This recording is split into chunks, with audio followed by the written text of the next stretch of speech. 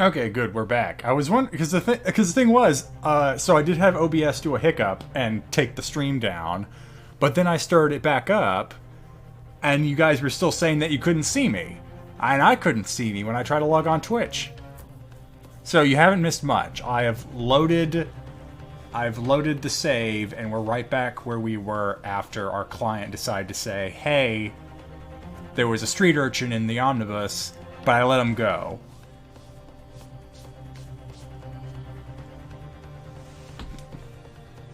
Yeah, no, Twitch is trying to take me down. Now that's going to be a court case. But anyway, we're finally back. Hopefully stream doesn't die, fingers crossed. I'd knock on wood, but the mic would pick that up really badly. Anyway, exciting music. What on earth just happened in there? Mr. Naruhodo, I managed to find out what happened. Miss Susato. I was told it was an advanced form of smoke grenade, a type of exploding device that releases smoke. Thank you. A smoke grenade? Sounds like a sort of thing ninjas use. They're just making sure everything is safe now. I think the trial will start again before long. But who could have done something like that? The police managed to catch someone who was trying to flee the courtroom, apparently. Flee the courtroom? Why? Well, it's a young girl around 15, I hear. Ah, we found our urchin. A young girl? Then could it be the other passenger that Mr. McGilded was just talking about? My thoughts exactly. So he wasn't lying. Oh, what's become of Mr. McGilded? Actually, there are so many things I need to ask him about, but he's not here. I think he was summoned to the prosecutor's antechamber to answer questions. Well, no, sir. He's represented by counsel. I don't know if Victorian England had a right to an attorney, but, it's very inappropriate if this was a modern kind of case. That's kind of... I'm noticing that's the one way they can kind of cover their butt, unlike the other Phoenix Wright games. It's like, oh, it's way in the back old times. You're going to have to do some legal history research. Even though, I can already tell they didn't bother. They didn't bother. Along with the young girl. Who is she, I wonder? And what was she even doing here at the trial? She was taking a huge risk, and for what possible benefit to herself? There's another matter that's troubling me. What's that?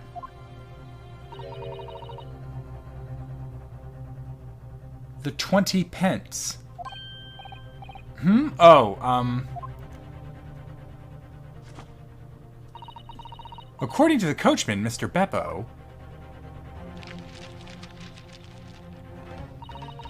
he took 4 passengers that night at a fare of 5 pence each. That comes to a total of 20 pence exactly. But now it seems like there were in fact 5 passengers, which means the figures don't seem to add up again. Oh, I didn't tell it flipped. Ah, she's right. That is strange. Counsel for the defense, kindly proceed into the courtroom. We've defogged it.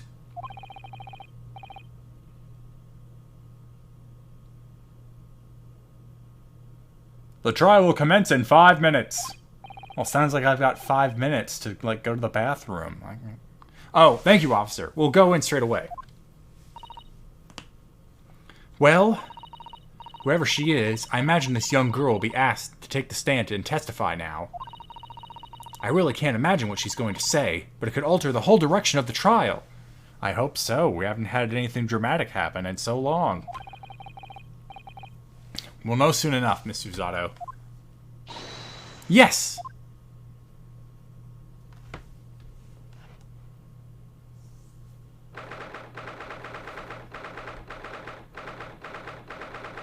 We didn't even have a lunch break? You guys are slave masters.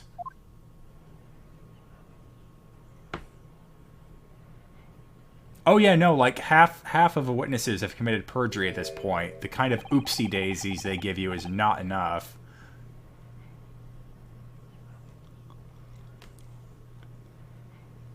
Which you'd think would kind of convince the jury that the prosecution's case is bunk, but no. There's the young girl next to Mr. McGilded, look. She must have been the one who caused the disturbance before. Well, after that rather eventful recess, the court will now resume the trial of Mr. Magnus McGilded. Now then, Lord Van Zykes. There was some talk about his actual name in the comments of the last video, but I didn't hear anything too affirmative one side or the other. My lord, I believe you have established the cause of the smoke which veiled proceedings earlier. It seems to have been an advanced form of... What am I doing? Hold on. I need to get into my Alucard mood. Glass of wine in one hand, maybe full of blood. It seems that... No. Man, I've lost the voice. It seems to have been a form of smoke grenade, the sort typically employed by the army.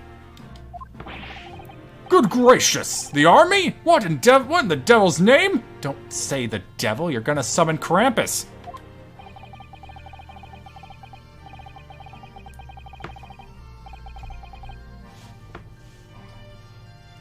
It was an elaborate attempt by a young girl to cloak her escape from the public gallery, but she was caught. And now occupies the stand. Your name, girl? Oh god, I have to come up with another girl voice. The librarian already has my parody one. Are you responsible for the smoke grenade which induced such pandemonium here in my courtroom? That's coal for you. What is the meaning of this deplorable behavior? Oh my god, and then the Irish accent. If I may, my lord. Yes, Mr. McGilded? I think perhaps I ought to explain here why it is that this wee lass was here in the first place, and why she tried to bolt like that. 'Tis all tied up with the events of that night, so it is.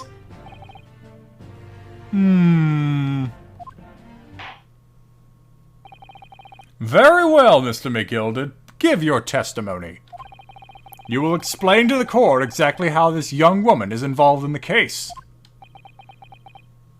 Bleh. Just... what did happen that night? It's not like a defense lawyer needs that information or anything. Careful, Ryunosuke, don't get that wit going. The young girl. On the night in question, I took the back seat in the omnibus and promptly nodded off. Then Begora! Oh, then Begora! Is it really Begora? I know that's a saying, but I don't like this. I've heard it. This is the 5th time I've seen or heard it. Then Begora, a loud thud and a wee scream woke me up with a fair start.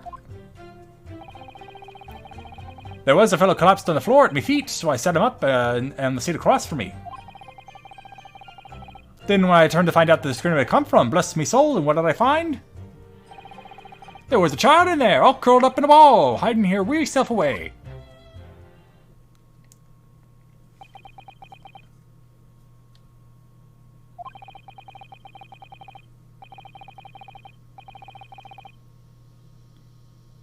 I remain somewhat baffled, I confess, but from what I gather on the night in question, this young girl was indeed riding in the omnibus. Is that correct?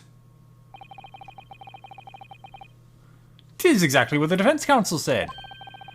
This lass was the 5th passenger, my lord.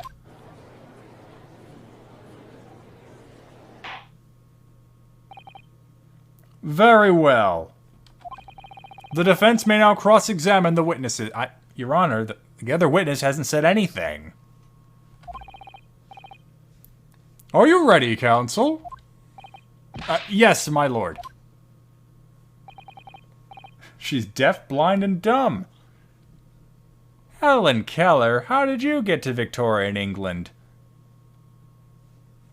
Or rather, no. I have no idea where to start. Actually, no, that's rude to say. Helen Keller was not dumb, but she was blind and deaf. I have no idea where to start.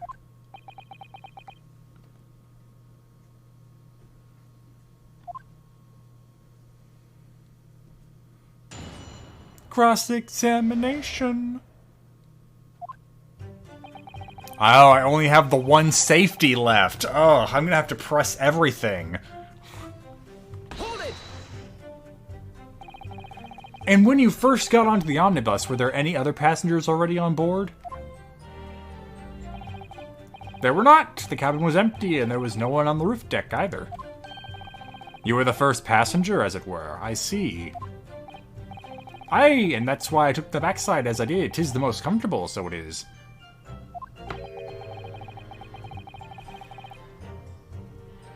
Could you explain exactly what you mean by the back seat? By all means, 'tis how you already described it earlier. I'm talking about the seat opposite of the one in which the poor gentleman who was stabbed was sitting. Like I said, 'tis the most comfortable and where I feel at most at ease.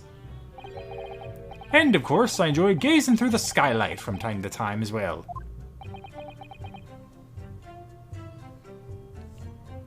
The game auto-saves in between the two we continued.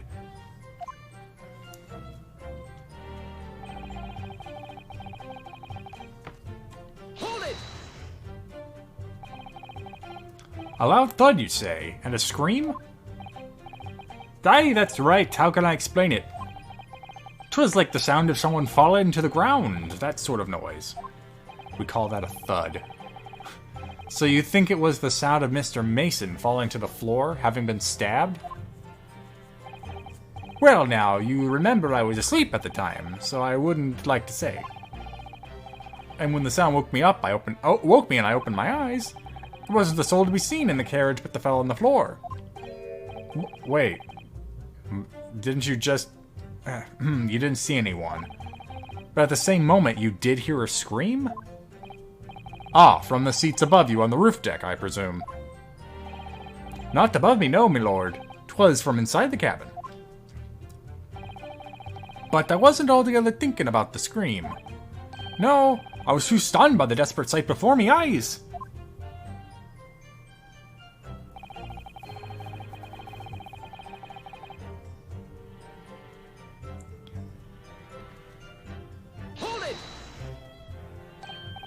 You set him up. The victim, you mean?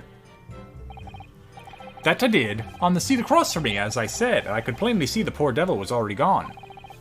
And you wouldn't leave a dead man just lying on the floor now, wouldn't you? I would. If only to preserve evidence, so... We didn't skip a stream. We did the first part of episode 3 last week.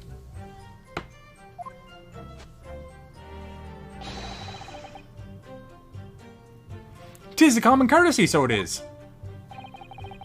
I find that a little hard to believe. Ah, Lord Van Zykes, now why would that be? You wake to find a man lying dead at your feet in a carriage. Any normal person would hail the cabman.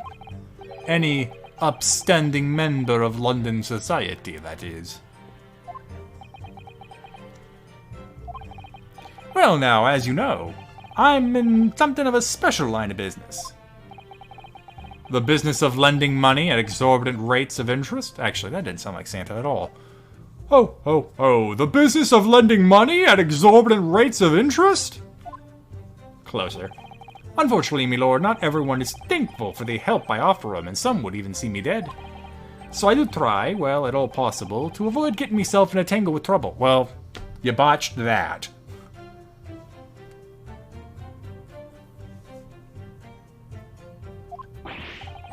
Are you suggesting you were going to leave the man there? Heavens alive, no! I was always intending to report it, so I was. Only, I had a mind to find out the whys and the wherefores first. The whys and the wherefores?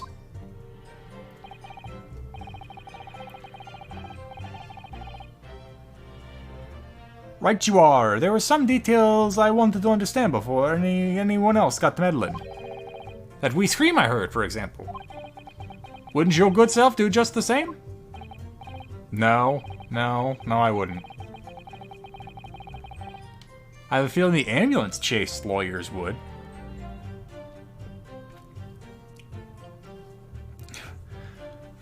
Yeah. The scream he says he heard at the same time as the thud of the victim collapsing.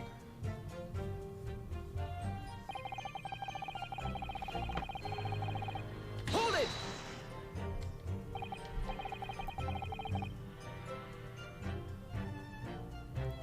I'm afraid I don't understand. I'm sure you told the court there was no one else in the carriage except yourself and the victim. So I did, sir. So I did, as far as I could see, that is. But what do you mean by that? Well, now, 'tis a queer thing. Hey, be careful with that word. The wee scream I heard when I woke up. It came from, if you will excuse the vulgar expression, under me backside. The scream came from out of your butt. That's about right. Good gracious! Under your backside? And when I lifted the seat on which I had been sitting, I found there were a wee cubbyhole there for storage. Mr. Naruhodo, we can examine the omnibus ourselves, remember? Yes, of course. The whole bus was submitted as evidence. Is it still back there? This would be a very good time to have a thorough look around inside. And that's when I found her.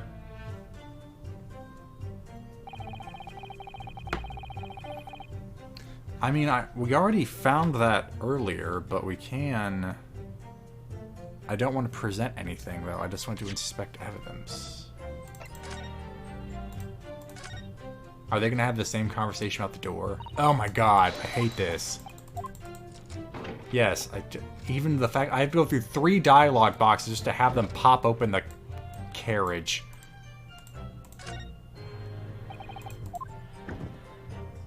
Wait, it's empty now!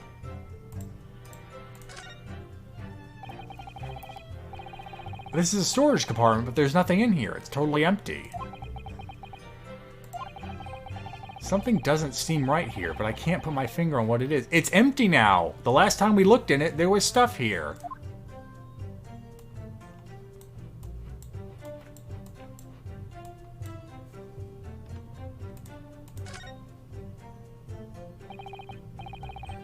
That's blood, isn't it? Is something wrong? Oh, it's just... Well, this bloodstain is so obvious, that's all. And yet, Van Zykes made no mention of it. I suppose that does seem a little strange. Why do I have such a bad feeling about this? We already got that bloodstain on the couch.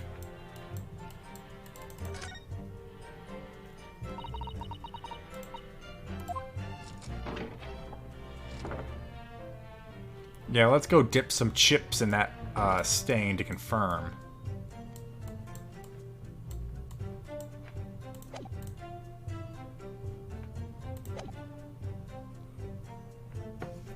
Hold it!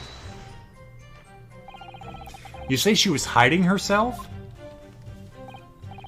Aye, that's right.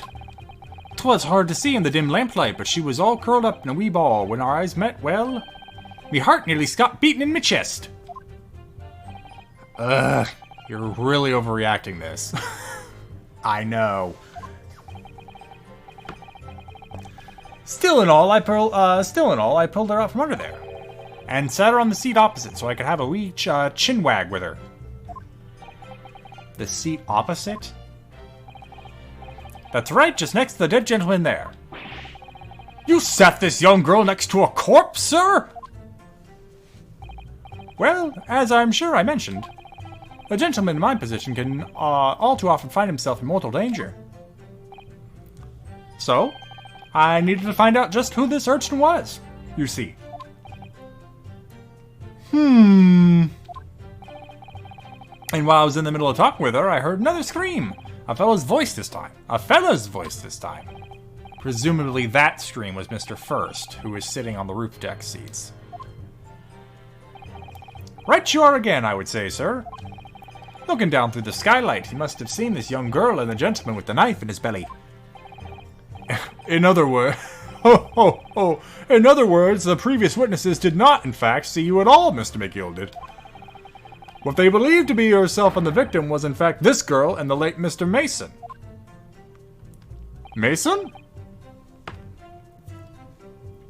Aye, my lord. As I think everyone understands now, sat at the back of the carriage out of sight.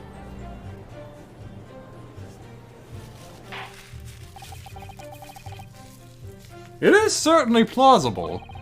The defendant is somewhat diminutive in stature.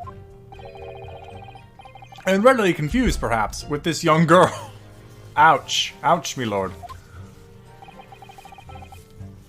After that, of course.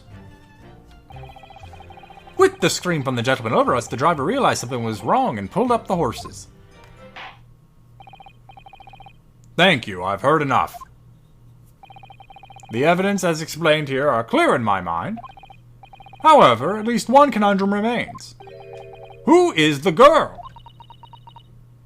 Who are you? And what do you want for Christmas? Her name is Gila Lestrade, my lord. Gina Lestrade? Oh no. She's a chancer, earns her crust among large crowds, relieving people of their purses. What's commonly called a pickpocket. What? This girl here? A petty thief? Mutter, mutter, mutter. Discontent. Mutter. Order! Order! Is this true, Miss Lestrade?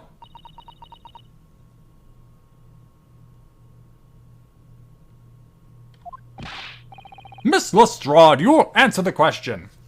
No, don't answer the question. Find her guilty of murder. We're free! Oh my god! She just shot Santa! Okay, he's okay. We're good. How dare you! What is the meaning of this? Ah! The girl! She's gone! Open your eyes! I don't...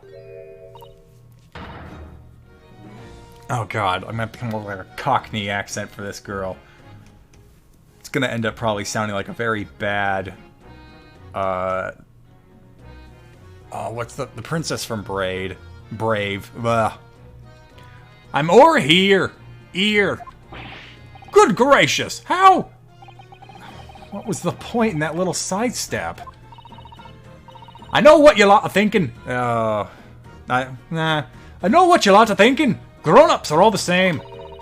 This dirty little dipper, you say, slipped up and got caught on the job. She got herself back into Colonel, so she knifed the gent. Go on, that's what in your heads, isn't it? No, not at all. I mean, maybe, but I'm not going to say it out loud yet. This is a court of law. We're here to determine the truth, not cast... No, not again!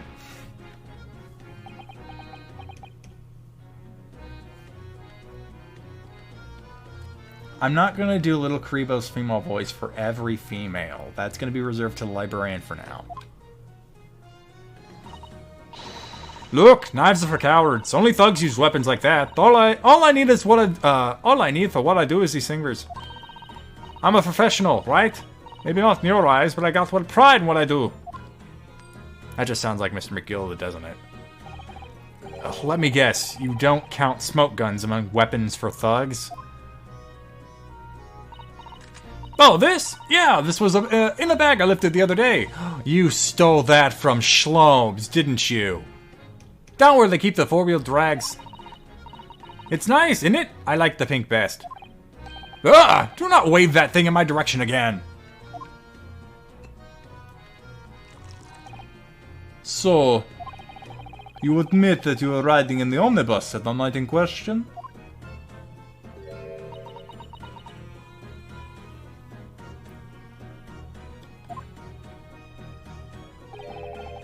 Tis alright, lass.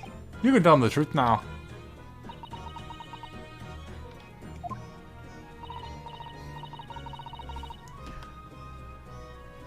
Alright, yeah.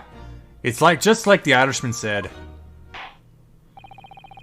The court accepts this girl, Miss Gina Lestrade, as a valid and significant witness in this case. You already asked me to cross-examine the witnesses, so what the hell, Judge?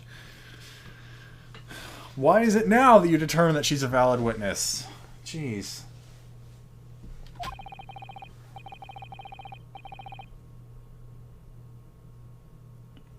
Accordingly, young lady, we will now hear your testimony, if you please.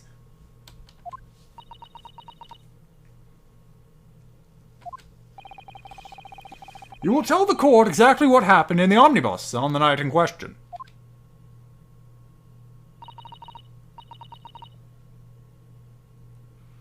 Alright, if I have to.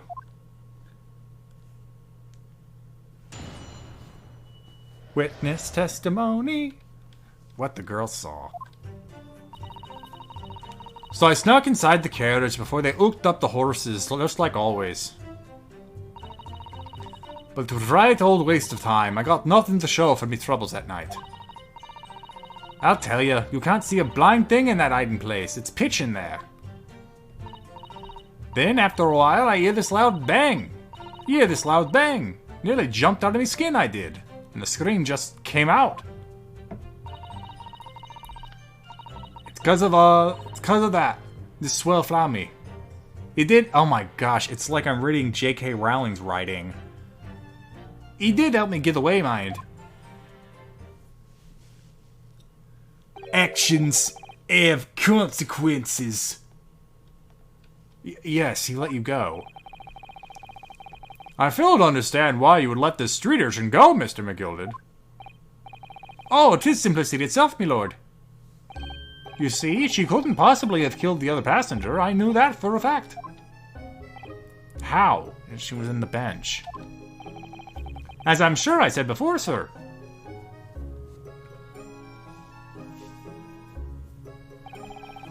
I was sitting right on top of the place where she was hiding herself. I think a demonstration is called for. Yes, see, you lift this up. This is where I sat that night. And the cubby hole of which you have spoken is underneath this seat, I presume? Ta-da! Yes, it does appear just large enough to accommodate someone of the girl's stature.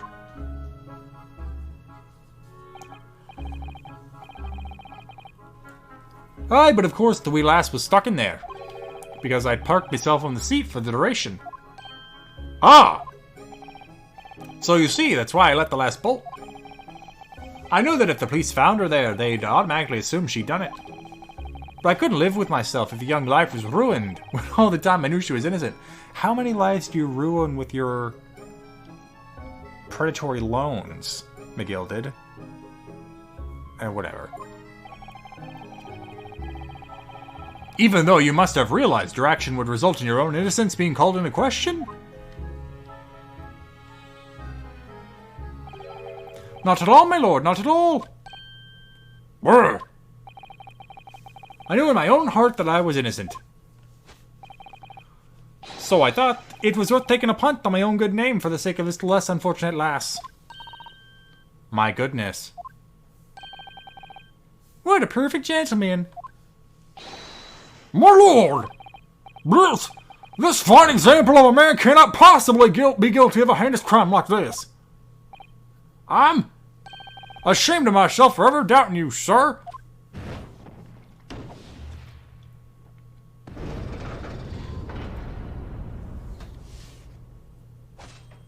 Yeah.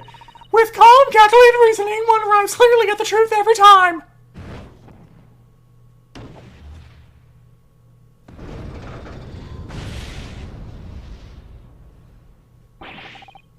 Saints alive! All 6 members of the jury consensual... What? Why say that like that? All 6 members of the jury consensual and they're leaning to a verdict of not guilty. Why not just say they agree?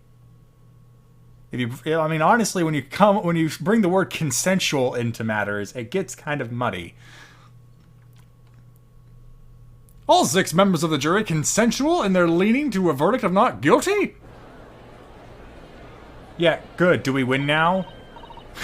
Mr. Naruhodo, it must mean... It must mean what? I don't know how not guilty verdicts work in this country, despite... that we're victorious! We've won? Are you sure? Objection! Yeah, there we go. Oh, wow.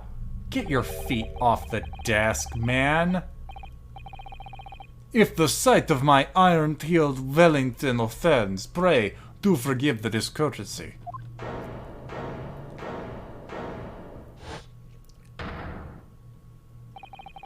This really is a consummate example of the one monumental flaw in British judicial practices. Ooh, he's got a good theme.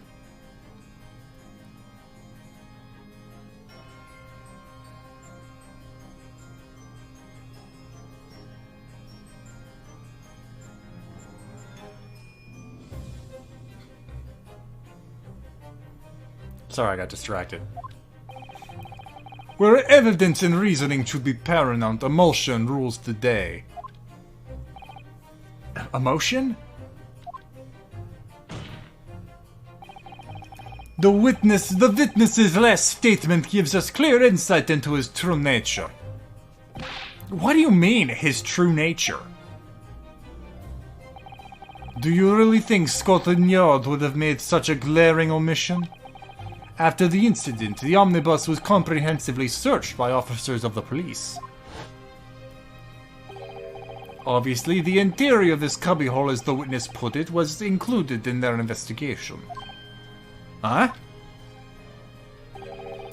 The compartment under the posterior seat was full of the coachman's belongings. It was noted in black and white here in the police report. Good lord! The evidence has been tampered with. I mean, the evidence was not tampered with until after you brought the coach back. We saw that it had stuff in it when we were investigating it the first time around. So, come on, game. In order to corroborate Mr. McGilded's story, someone has unlawfully removed everything from under the seat. What? I'm sorry. What? Collapse.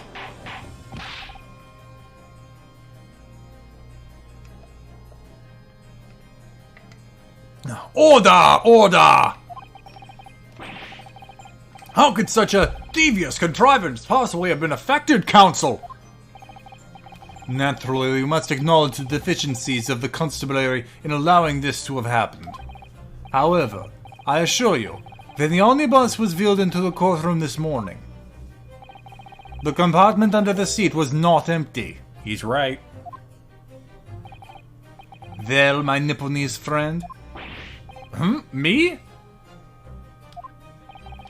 Then the carriage was submitted as evidence. Doubtless you examined it in fine detail, as you would any self-respecting practitioner of the law. Pray, what did you find in the condition of the under-seat compartment to be? Oh, to be sure, the young gentleman will be able to clear this up in a jiffy. Sorry? Go ahead. You tell the court now, fella. How this all an elaborate excuse by the desperate Lord Van Zykes? It's not. Well, counsel, do you have something to say on this matter? How am I supposed to answer? What can I say about the state of the little compartment under the seat of the omnibus? It wasn't empty. You have an ethical duty of candor to the court, by the way, as an attorney. You can't lie to get your guy out, even though you also have the ethical duty to fervently represent your client. So, wasn't empty.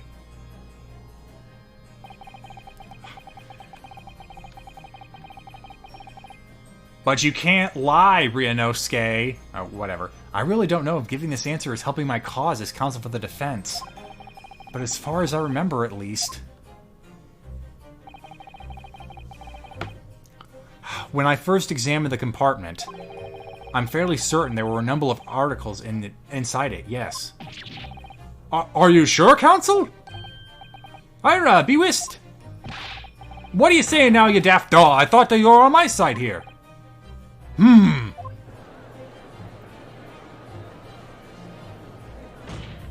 No, so, Green Eldridge, it's not ethics versus zealous advocacy. Zealous advocacy is an ethical requirement. But that has to be burdened by the fact you have other ethical requirements to the court, and even to opposing counsel. One of them is to be candid and not lie. What game are you playing? Your task is to defend the man in the stand. Why would you say something to compromise his position?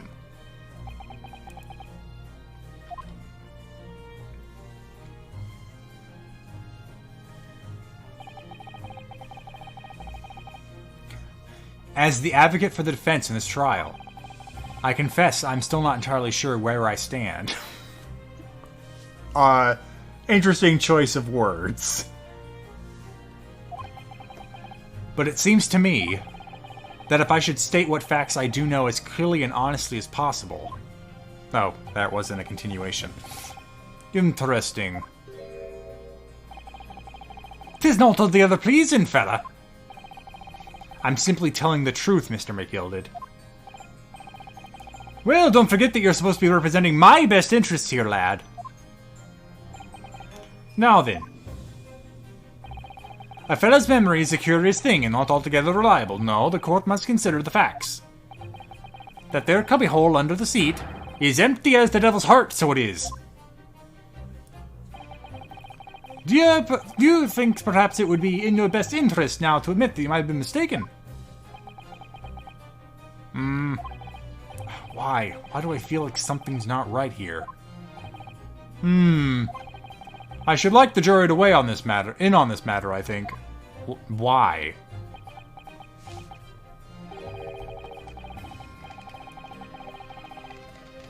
That compartment is designed to house equipment used to maintain the smooth running of the carriage.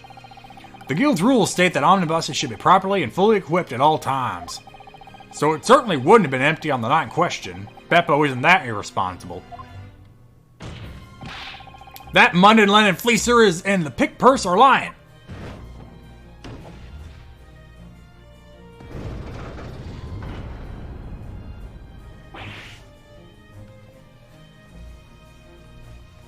Nah. I can't believe I was nearly taken in.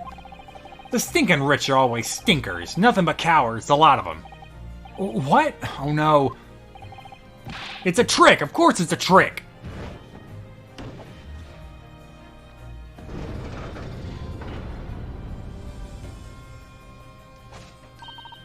Quite so. I must concur here.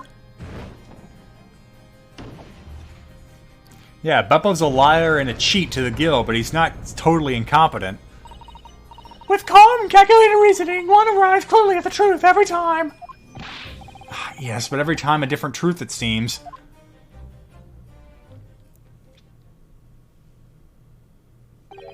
My lord, I humbly exhibit the scales of justice. Clearly a verdict of not guilty at this time would be wholly inappropriate. Thank you, counsel. But before we proceed any further, there is the matter of the outstanding cross-examination. Counsel for the defense, begin your questioning of the witness, please. Yes, Santa. What just happened? The whole balance of the trial just shifted almost beyond recognition. The Reaper of the Bailey is at work, it would seem.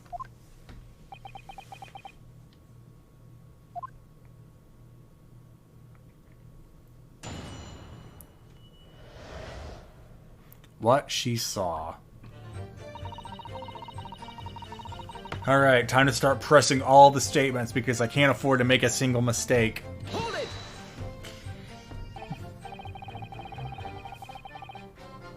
So, you were already in the omnibus before it even set off on its run? Well, yeah, I mean, what's the point of spending a joy to make a few bob, eh? That's the rum idea, innit? What? I suppose she means there's no point in spending money to make money. It actually makes sense. Counsel, may I remind you that this girl is a petty thief? Kindly refrain from entertaining her tenants. Well, that does clear up the mystery of the fares and all. 4 paying passengers at 5 pence apiece, making the 20 into which the cabsman testified.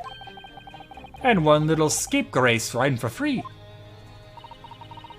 The red conk of a driver always goes for some grub before his last run, see? Oh my gosh, I cannot get a Cockney accent going with this girl. Well, Gina is just a street urchin. Mr. McGilded's Irish. But I'm bad at accents. So that's when I slip into the carriage and get myself hidden under the seat. Nice and easy, right? But your hiding place is a storage compartment. Full of equipment for the coach, no?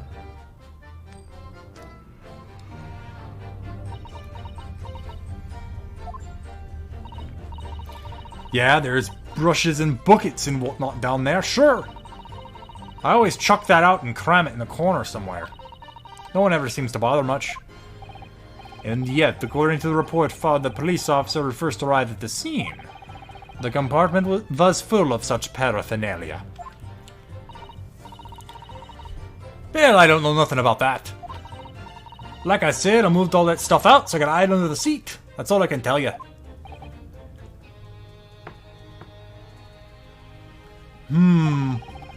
It seems we've reached the end of that line of inquiry. Continue.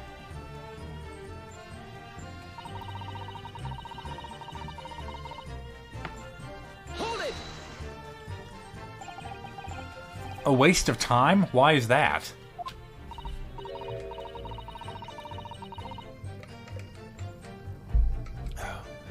Well, most nights I'm on my own in the God permit, at least some of the time.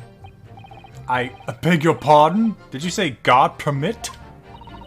Oh yeah, well, that's what my kind call it. You say the omnibus, I suppose. The point is, any normal run the carriage ain't got no one in it for a while. And that's when you come out of your hiding place and get away? That's it, only at night.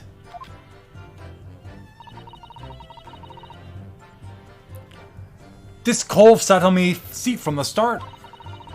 And he didn't budge the whole way, did he? Not 1 inch! I was totally stuck. Do you mean to tell us that you were present in the carriage for the duration? You were under the seat the entire time while events unfolded in the enclosed cabin? Yeah, right, mister? Right, mister? To be sure, I was shocked as anyone. You don't expect to lift the cushion and you've been sat on and find a child now, do you? So this Miss Lestrade couldn't possibly be the culprit then.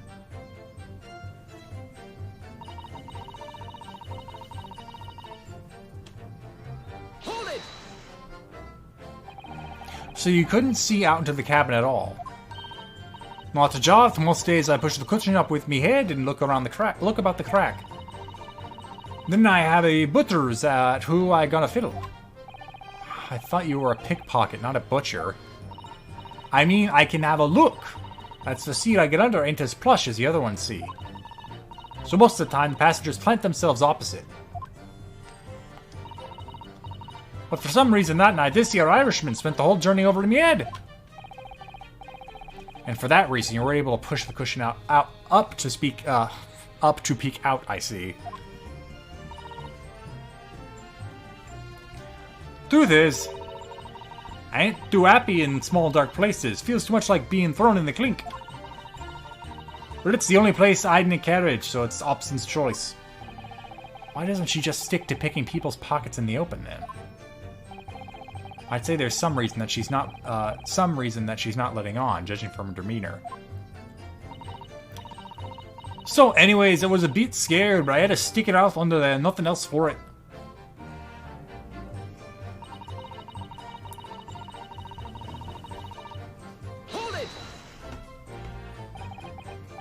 When you say a loud bang, do you mean the noise of someone falling to the floor?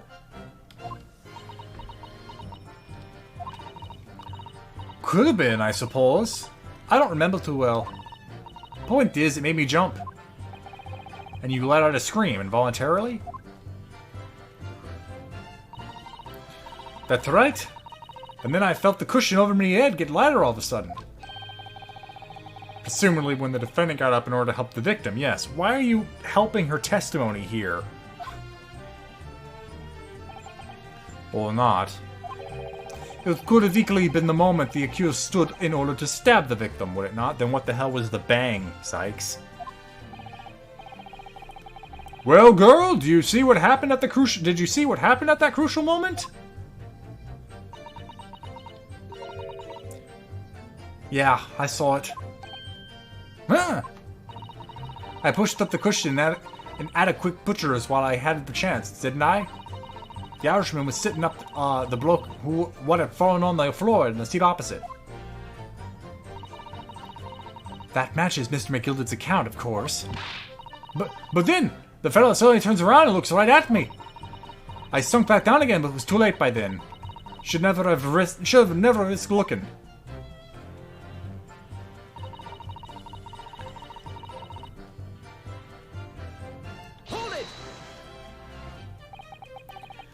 And when Mr. McGilded discovered you, he pulled you out from your hiding place?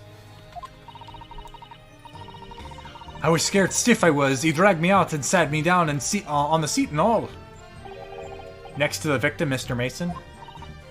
Yeah, the bloke had a knife in his guts. He was still bleeding. Then the carriage lurched a bit and he ended up falling onto me. Ugh, how awful. Both me and Anne's got covered in blood. It made me sick as a dog. Both her hands covered in blood. That must be what the rooftop passengers saw. After that, I believe you talked with Mr. McGilded for a while. Is that correct? He asked me some stuff. Wanted to know me name and what I was up to in that. Then I heard something from up above. Someone screamed. Yes, Mr. First on the roof deck, one would presume. Well, I didn't want no one seeing me face, so I didn't look up. Then the horses were drawn up smartish, and this dear Irishman says to me, "Get back under the seat. I'll see that you can get away later." Wait, when did you have a chance to get away then? All six members of the jury had decided the defendant was innocent. For one brief shining moment, yes. It's clear they are all still very unsure. If we could just find some conclusive piece of evidence among this new testimony, I'm sure we could clinch the verdict we want. Yeah, I think you're right. And I have this niggling feeling. Something's bothering me, but I just can't quite put my finger on it.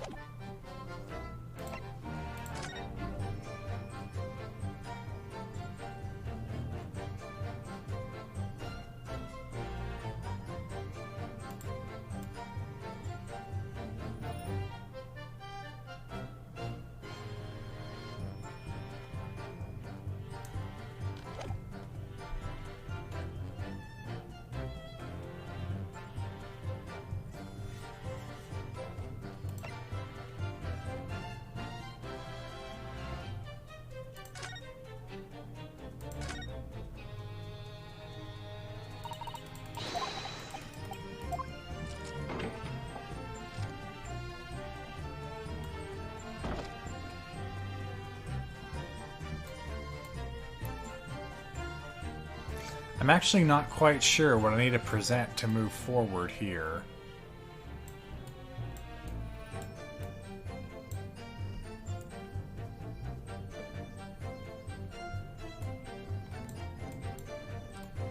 Because, I mean, we still have the open question of the fact that this was definitely full of stuff the last time we looked at it before the urchin turned up.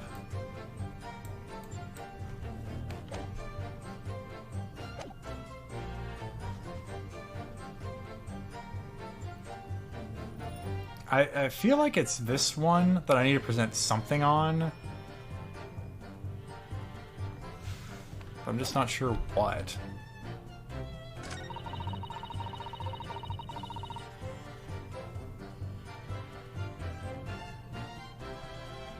I don't remember the pool of blood. I don't remember looking down at the floor specifically.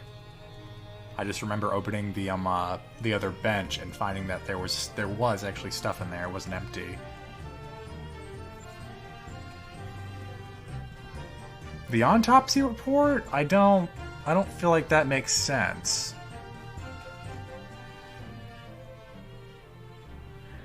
Yeah, no, the loud bang is what gets me.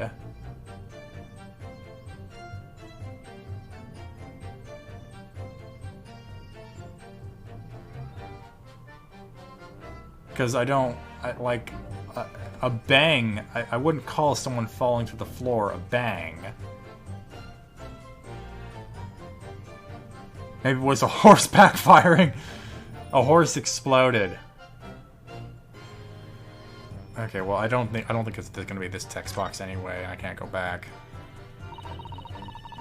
Yeah, we already got this bit.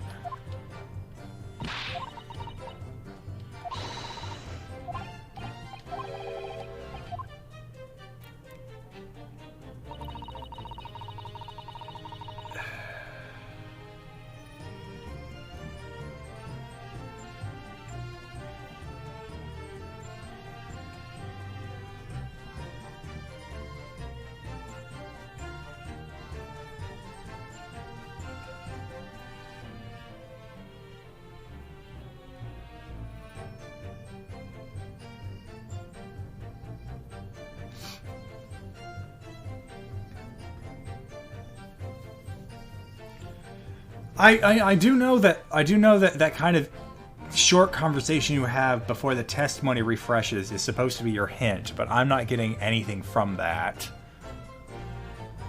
The thing that's bothering Ryunosuke is just there's so many things wrong with this. So I'm just not sure where I should go from here. Especially since I only got one safety marker left. If I get it wrong, I'm out.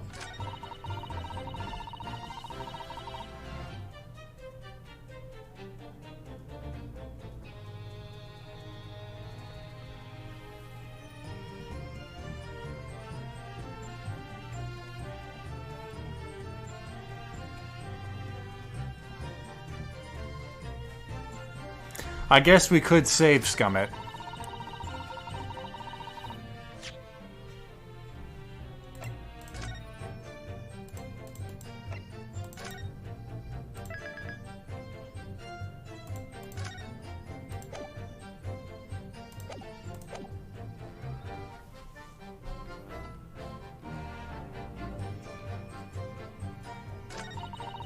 How much save scumming is there in a real trial? It depends on how many times you ask for a recess.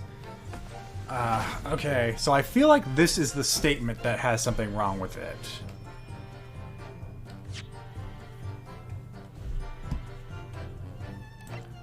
So I'm gonna go for broke and see what happens when I do this. Objection. Oh yeah, no, this is the default, you screwed up.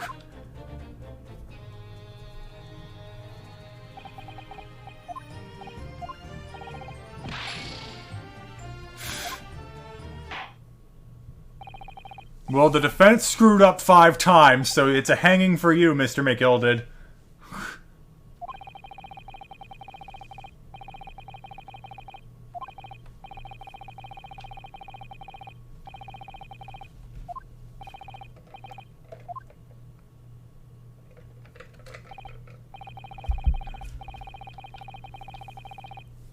Guilty. Oh, hello. Guilty. Oh, they have voices now. Guilty. You can see how close I was. Guilty. Hey! Guilty. I wasn't that far off for juror number 4.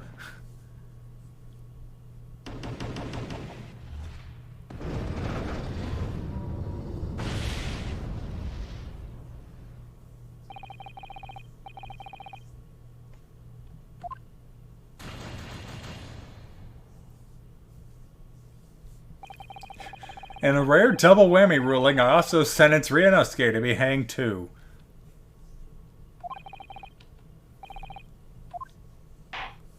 Tragic, truly. Game over!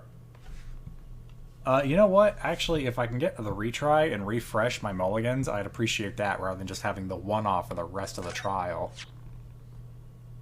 Well, wait, what's the current scene, game? Make that clear.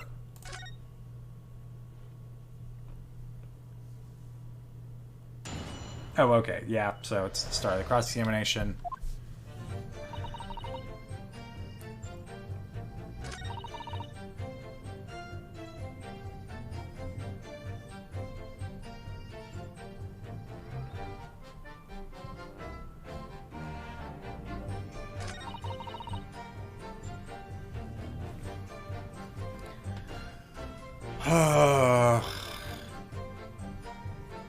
Of course, I'm right back where I started with just not knowing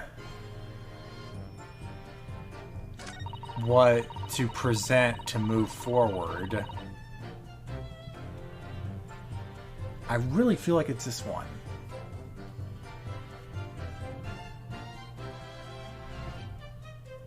I pressed all their statements and didn't get any new evidence.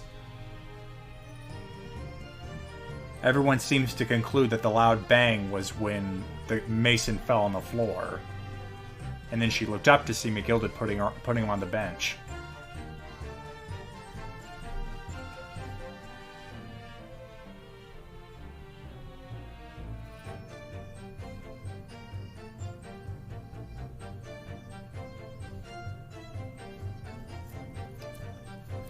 Not being able to see from her spot, but what would we present in that case? Just the omnibus?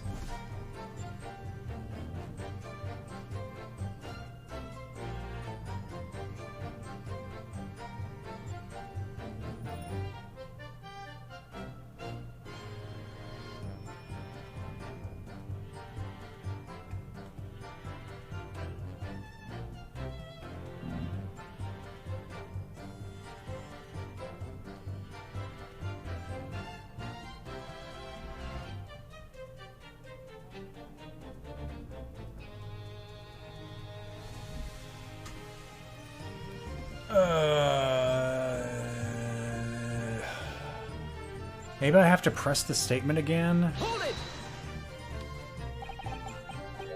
Yeah, the loud bang. She does seem to kind of hide that. Like, even she thinks the loud bang was something else.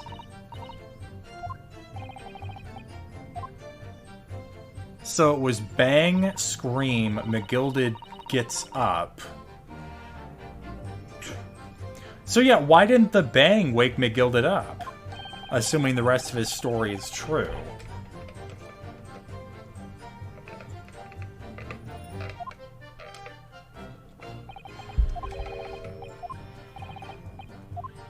Okay, yeah, this is just all the same stuff.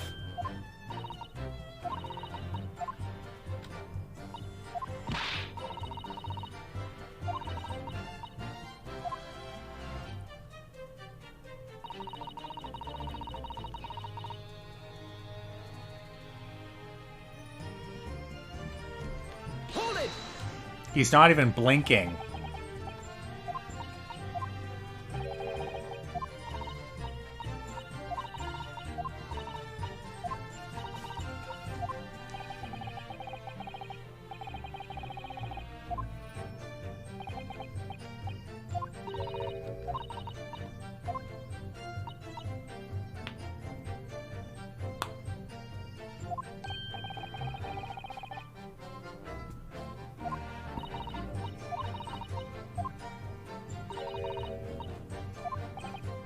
And when did you get away?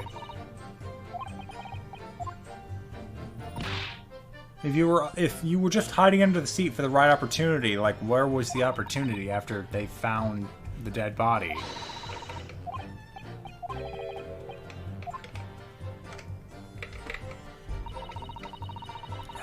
Yeah. Okay, so what about this one? Hold it!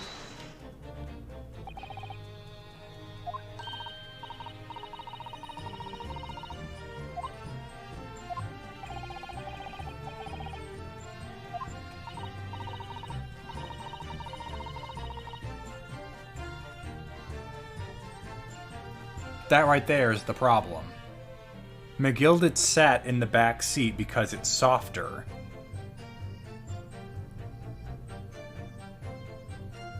So that's the discrepancy. But there's nothing I can do about it. But he's not reacting to it.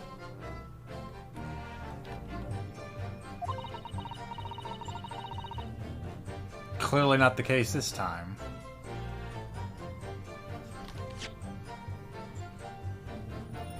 Yeah, there's nothing that would...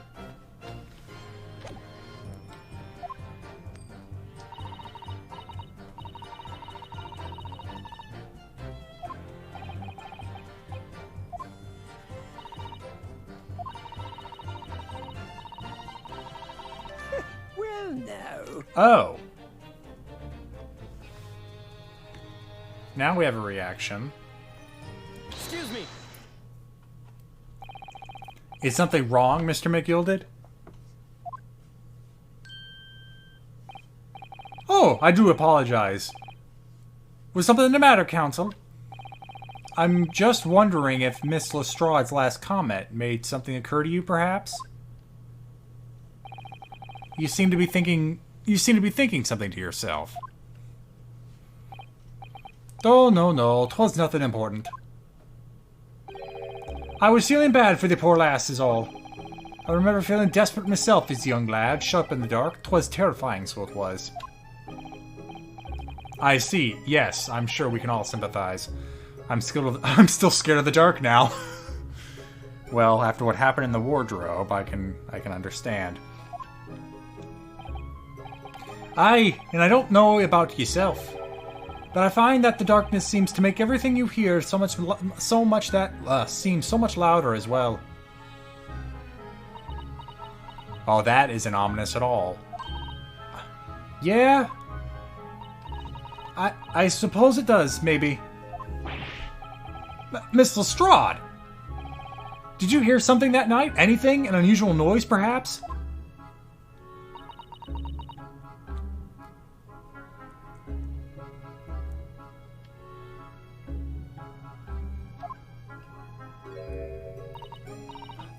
Nah, not really. All I could hear was the Irishman snoring. Bejabbers, there's no need to tell the whole world of me foibles, you little scamp! What a pity. If only Miss Lestrade had heard something, it might have given us a vital new clue. Yeah. What should we make of that last statement of hers? Nah! It's profoundly important, dang it! My lord! I believe the statement just made by the witness is profoundly important. Profoundly important? But all she said was that she heard nothing! Yes, which is the profoundly important point! I'm almost sure of it. I'm almost sure that I don't understand the inner workings of your Eastern mind, Counsel.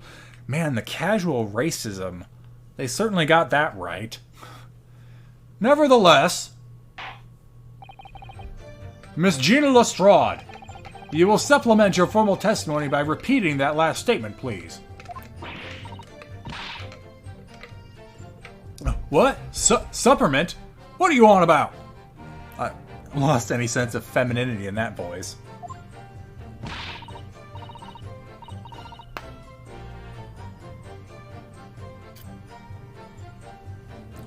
Don't give me all that fancy talk. I know what you're trying to do. It won't work for me. I guess I'm going southern now.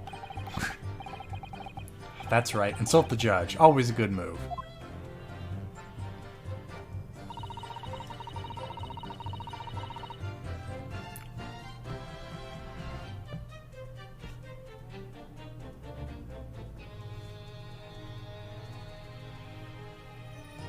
Alright, well, give us more info for that, please. So you were straining to hear what was happening the entire time, since the moment you hid yourself? Not exactly, no. Sorry? Well, there was no one in the cabin to start with. I could just push the cushion up and have a butcher's to see what was what. But then, when I heard this swell getting on, I got my head down and he didn't notice me. And Mr. McGill had sat on the seat under which you were hiding, correct? Yeah! Would you add him and eat it? Yeah? What a mug! Oh, my.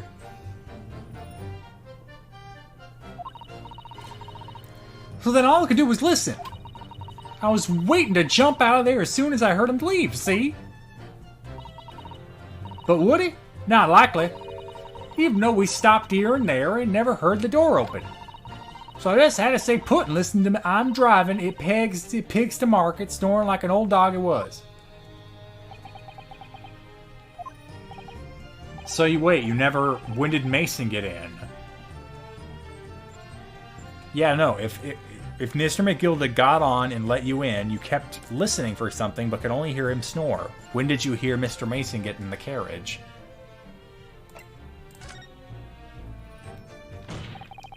Miss Lestrade! Actually, I keep saying Lestrade because it's just the Sherlock Holmes thing bending it. Is it Lestrade? Not sure what kind of infliction. I'm going to keep saying Lestrade. Correct me if I'm wrong. I'll just keep being wrong. What have you just told the court is clearly at odds with the facts. Yeah.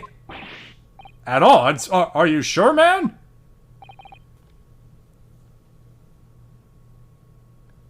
Gina Lestrade. A pun of a pun of let's trade. Lestrade.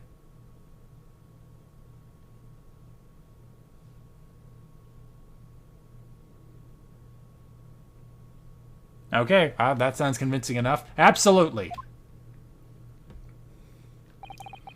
It seems my learned Nipponese friend is not as dull-witted as I feared. Sylvain Dykes realized it too.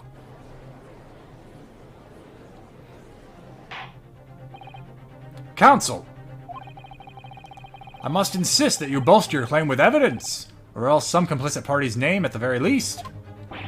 Yes, my lord. I expect you to demonstrate this alleged contradiction to the court. According to Miss Lestrade, whilst she was hiding in the omnibus that night, she heard nothing but the sound of Mr. McGilde's snoring. But think, Renosuke, think. There's something else that she should have heard. I mean, show a piece of evidence. I guess this isn't enough. I'd have to refer to Mr. Mason. So yeah, show a person. Very well, my lord. Allow me to elaborate. On a particular sound that Miss Lestrade could not have failed to hear on the night in question. The sound of very clearly explained by the presence of the following person. You. Oh. That button. Take that!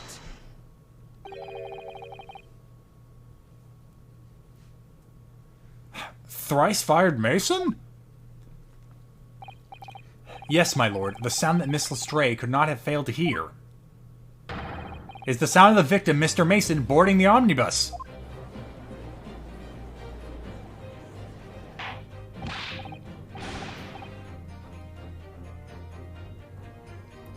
Order! Order! Explain your reasoning, counsel. Miss Lestrade, allow me to confirm something. You claimed earlier that you were the first person on board the omnibus. Is that correct? Yeah, of course I was. I got on while the driver was in the pub, didn't I? And the next person to board the omnibus was Mr. McGilded? That it was. Not a soul in the cabin when I climbed aboard. At least not in plain sight. So you were, to all intents and purposes, alone in the enclosed cabin of the omnibus at that time? Did I not just say as much? I wasn't traveling with anyone else, if that's what you mean. Yeah, I saw him get on, remember? Through the crack under the seat cushion. He was on his own for sure.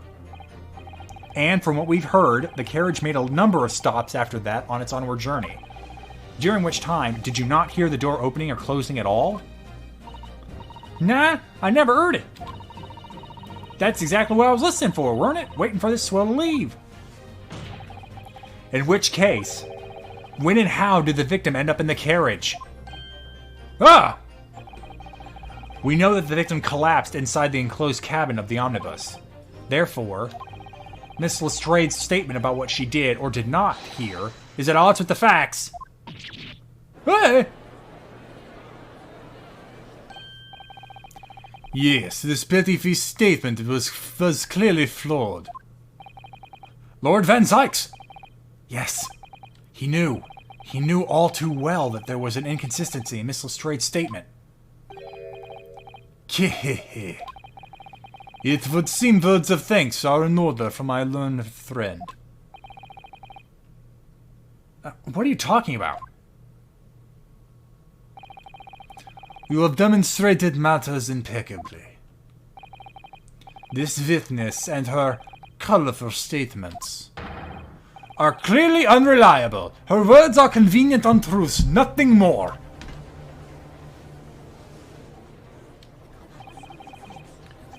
He's dead right. How could the victim possibly not have boarded the omnibus? That makes no sense whatsoever. And this girl's a pickpocket. Let's not forget that.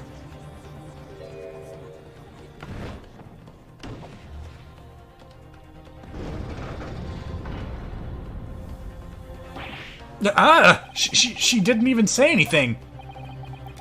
I didn't want to judge the dear little mite just because she has some rather naughty ways. But I must say, I can't abide liars. Neither can I. Mr. Foreman.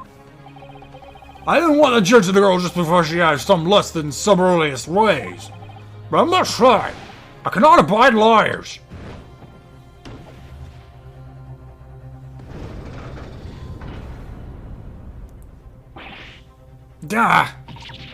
Mr. Naruhodo, that's 5 jury members leaning towards guilty.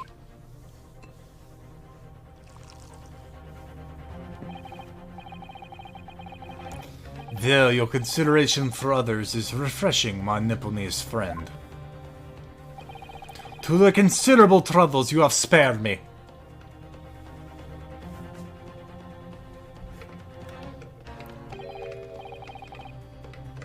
Yes, very refreshing. Ta! Yeah, what you playing at? Have you forgotten you're working for Eustace Eastern Adlaman? Admadan? This is carnage, it's perfect! Juror number 2 is the only one left. Mr. Naruhodo, the way this is going... I know, if we can't find some new way to convince everyone that Mr. McGilded's innocence, the judge will rule, and we'll have lost. Already. I very much wanted to believe the words of one of London's most respected gentlemen, but those of us in service know we must accept hard truths. Hold it!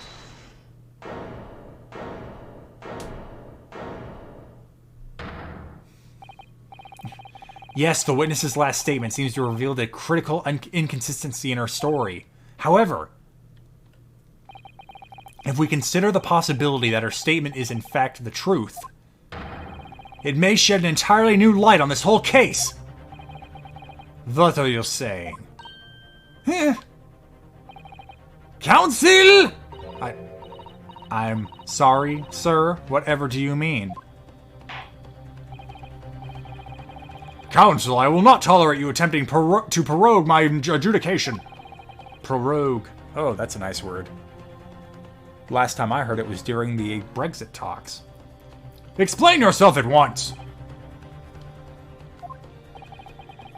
Then the accused boarded the omnibus on the night in question. The victim was nowhere to be seen. Subsequently, the carriage door was not heard opening a single time, as testified by the witness in the stand. And yet the victim's body was found inside the carriage. If this petty thief's words are to be believed, how do you explain the victim's miraculous appearance inside the cabin of the omnibus? Okay, actually, you know what? This is suspenseful. Hold the hell on. Can I look at that? Ah, the skylight does open. Right there. He came in through the skylight, guys.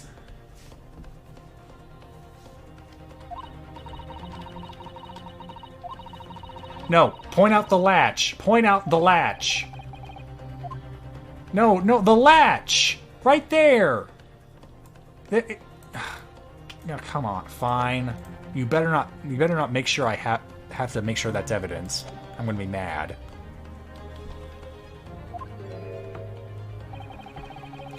There's only one way to explain how the victim came to be inside the carriage. There was another entrance.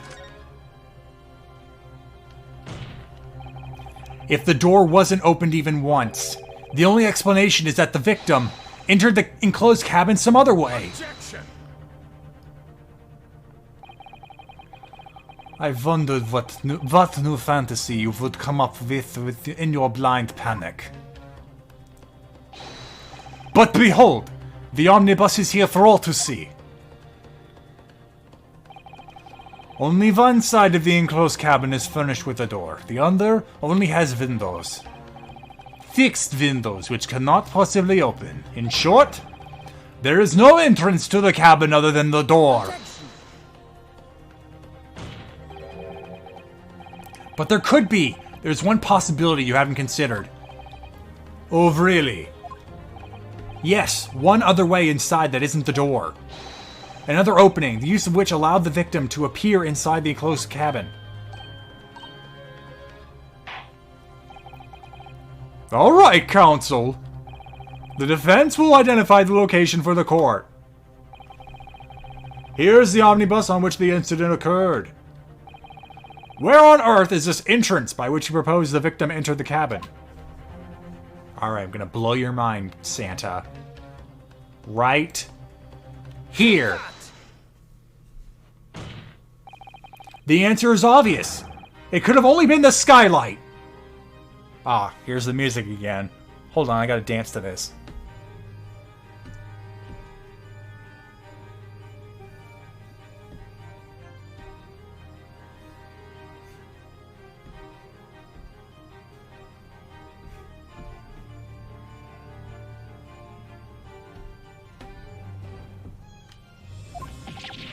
I say, the skylight? Objection. Your ludicrous proposal almost has me lost for words. However, the skylight may well be large enough for someone to pass through. Objection. Just objections all over the place. So you claim. But do you have a shred of evidence to support your addle-brained theory? The blood stain on the floor isn't connected to the blood stain on the seat. So he was dropped down there, continued to bleed, and then he was propped up by Mr. McGilded and bled a bit more on the seat. It's all coming together. Both Mr. McGilded and Miss Lestrade had said the same in their testimonies. They each claimed to have heard a loud thud than the noise made by someone falling to the floor. Yes, which has already been explained, as the sound of the victim falling from his seat, having been assaulted with the dagger.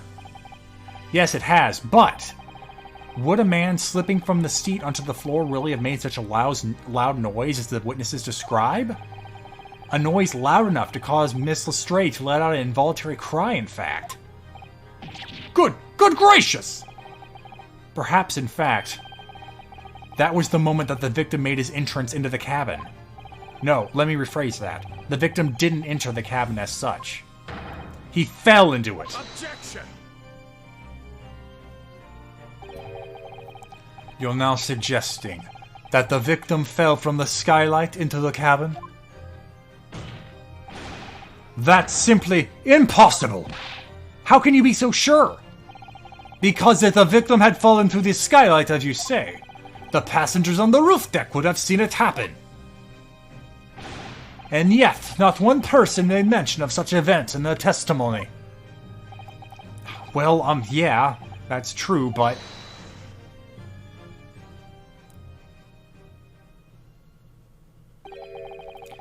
Might the humble fella make a wee comment here? Mr. McGilded? To be sure now, the two fellows who were sat on the roof that testified before, said nothing of the victim falling through the skylight. But it seems to me, my lord, that 'tis not so much a case of them not saying, but... 'Tis a case of them being unable to say. What? I think perhaps the two fellas do be having something of a compelling reason not to mention what happened. Would you not agree, my fine ladies and gentlemen of the jury? Oh my goodness, surely not. Those two chaps on the roof? You mean the ones who stuck that knife in the man wore? Eee! It's always someone else.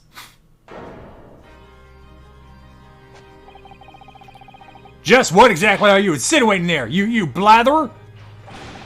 You rotter, he said. You rotter! What are you insinuating? This is flaming outrage. I'll give you a good mind to give you a good blinker in a minute.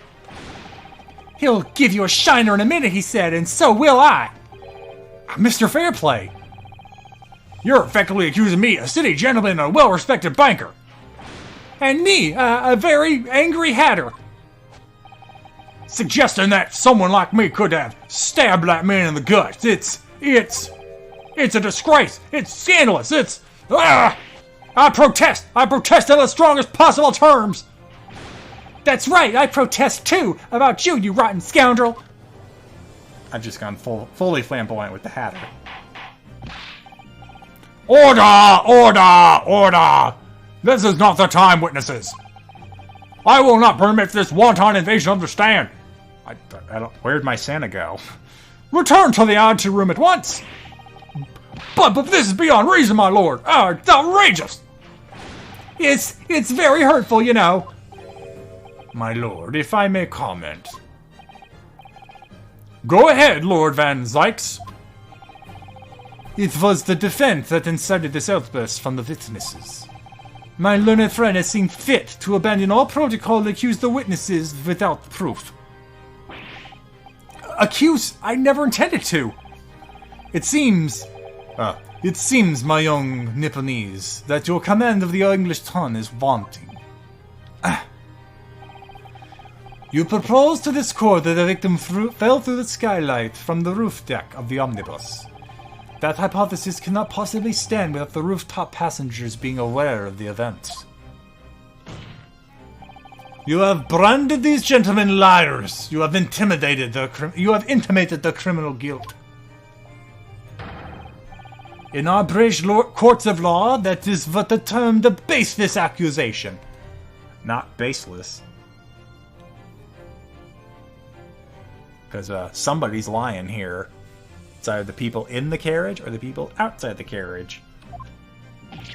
Which is a fact question for the jury to answer, Zykes. I know I was rash to put this idea forward without any actual evidence, but... you can't just dismiss it without a second thought. What are we wasting time for? Get them to testify!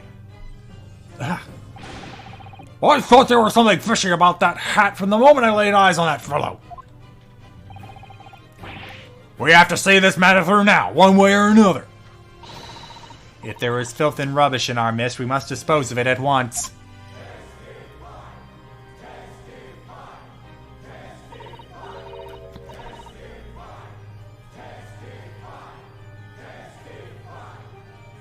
I like the chanting.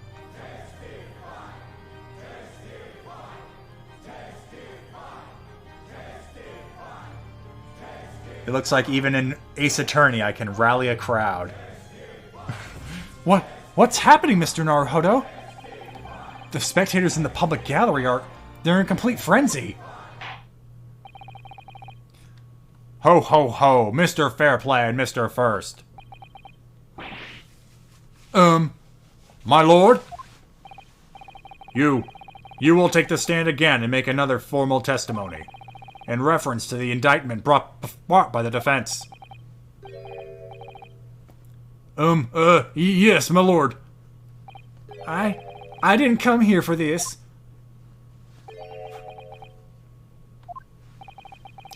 There's no time to think this through. All I can do is keep pushing forward.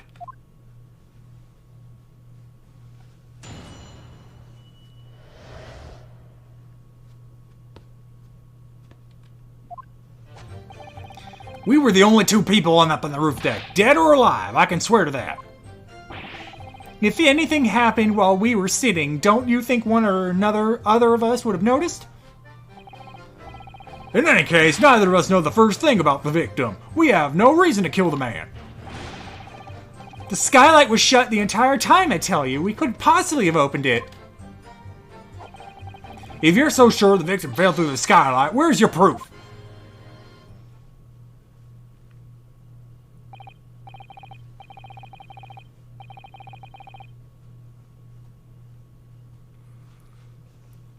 I must say that listening on this testimony, it is somewhat hard to imagine how either witness could have performed any malevolent act on this open rooftop deck without the other noticing forthwith. That's right, you see. We're innocent, I tell you. Although logically, of course, the argument falls down to if the two of you were in collusion with one another. What? According to investigations by Scotland Yard, the two witnesses shared no common dealings. Ha! Well, I don't trust coppers any more than I trust the stinking rich. Something doesn't feel right here. The trial is going in our favor, really. So why do I feel so uneasy? Counsel for the defense, over to you. Your cross-examination, please. Oh, yes, my lord. I have actually no clue how much this is going to keep going, so I'm going to step away to the bathroom before I actually commit to this cross-examination, so I'll be right back, folks. Okay, I'm back, and I've had bathroom thoughts. So before I even do this, I forgot if I even looked at something, so let me quickly take another look at the this lovely piece of evidence here. Go back inside. Because we only noticed the blood pool on the floor this time, I think, but I never looked up. So how does the skylight look from the inside?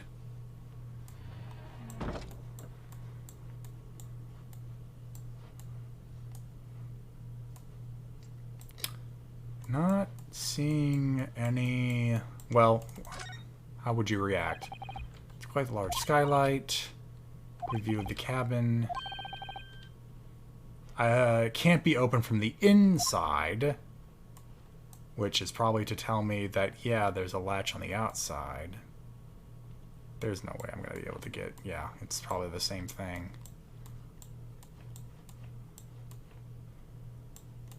So he was dropped down. Splat.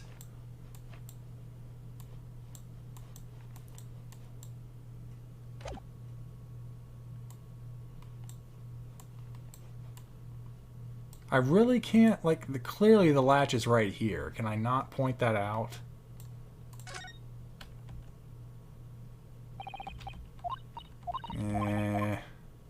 Nope. Alright, never mind then.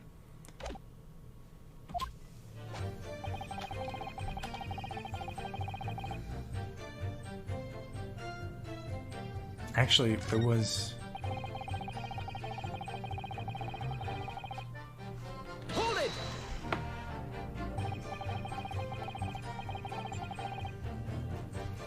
Well, it was the final run of the omnibus at past 10 o'clock in the evening. It would certainly have been quite dark, perhaps too dark to see clearly? Is this some kind of lark? Is this some kind of a joke, he said? Is that what this is? Or perhaps one or the other of you fell asleep briefly? Are you fair dunkum, sir? Are you serious, sir? That's what he said. It's a... Okay. You know, for people who have no common dealings, you really just seem to play as Patsy. Or as Stooge. Probably a better word. I'd give you the keys to the vault if you could fall asleep in that bitter cold. And if you did imagine it, your eyelids would freeze shut and you never open them again. That's extreme. It was extreme, I tell you, and we had to put up with it because this man had locked the door. Any true gent would have unlocked it and let me in when I knocked. I'm dreadfully sorry about that young fella. But you see, I was away with the fairies, so I didn't hear ye at all. That's a lie! I saw you through the glass! You were talking to someone! Now, 'twas a cold night, so it was. People do be seeing things that aren't real in the cold. 'Tis hardly surprising. Seeing things? Seeing things! I believe we have reached an impasse here on this particular point. You! Don't take it personally now, lad. If I'm a suspect in this case, then 'tis only fair that you and the other thing are too. Open and free competition is what a capitalist society is all about. This isn't a competition I'd like to be involved in, really.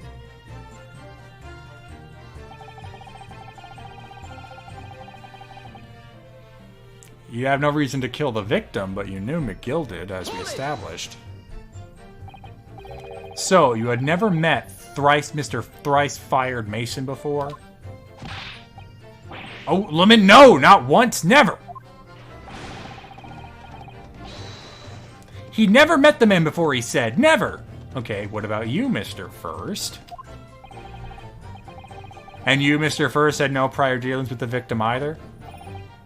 That's right, sir. Hatters don't have much to do with brickmakers, to be perfectly honest, sir. No, I imagine not. You see? How many different ways can I put this? Well, no. Oh. Mr. McGill did something to say? Neither of us have the most connection to the gentlemen who were inside the cabin. Well, okay, yeah, we know that's a lie. So I guess you're just gonna bring that up? Excuse me. Mr. McGilded?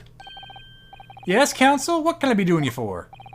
Did the witness's last statement give you pause for thought somehow?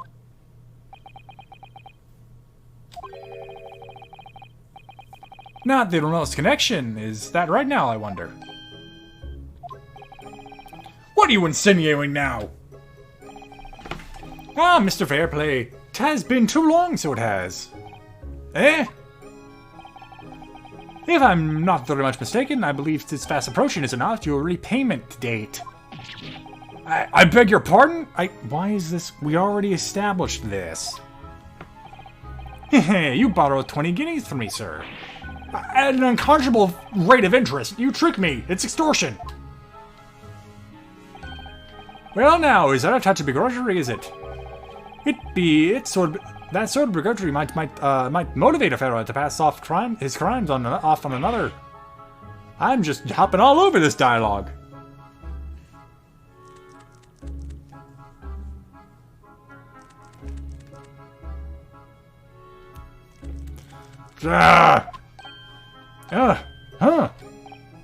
And young Mr. First. Me, sir? What do you want with me, sir?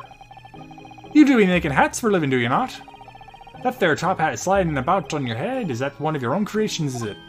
Oh, well, it is just, I'm still just an apprentice, you understand.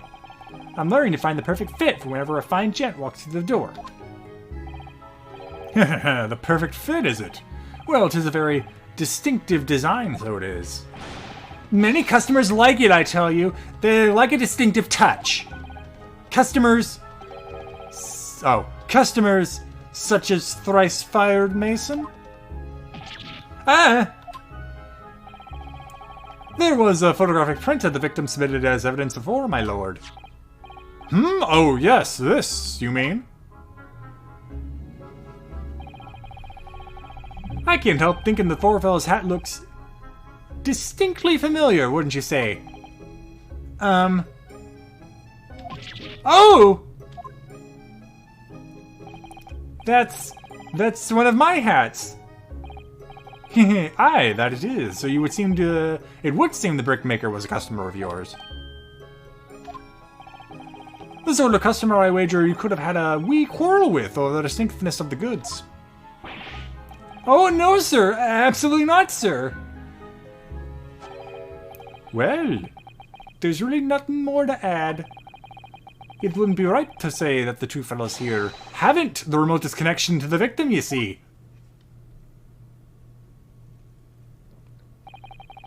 I rest my case. You little weasel! Ah! He's better at this than I am. Don't give him that credit. Gosh, Mr. McGilded has certainly been through been thorough in his research, hasn't he? One person is just he knows he's indebted to him. God, why is this being brought up now? And then the thing with Mason. Don't give McGilded credit.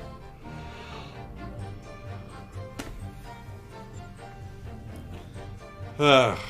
Leave it to the predatory moneylender to have all this blackmail.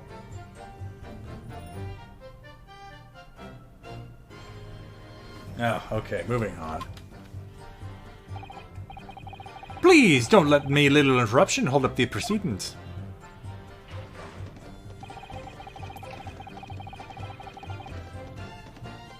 Hold it! Is that true? Are you quite certain about that? That the skylight was shut the entire time? I'm going to lose my block with you in a minute! He's going to lose his lag with you in a minute. That's what he said. Take a look for yourself. Go on. Latch right there. You see, it's shut fast now, just like it was on the night. So it is, of course, a fellow the size of Mr. Mason would likely break right through it, still and all. What? Just looking at the size of the thing, you understand. Now you hold on there a minute, sir. The size of the thing means nothing. Not on its own. Let's consider the bigger picture here, shall we? Let's stop biting our cane, shall we? I was riding the omnibus on another occasion when, well, I broke wind, loudly. I shocked myself with it as it happens.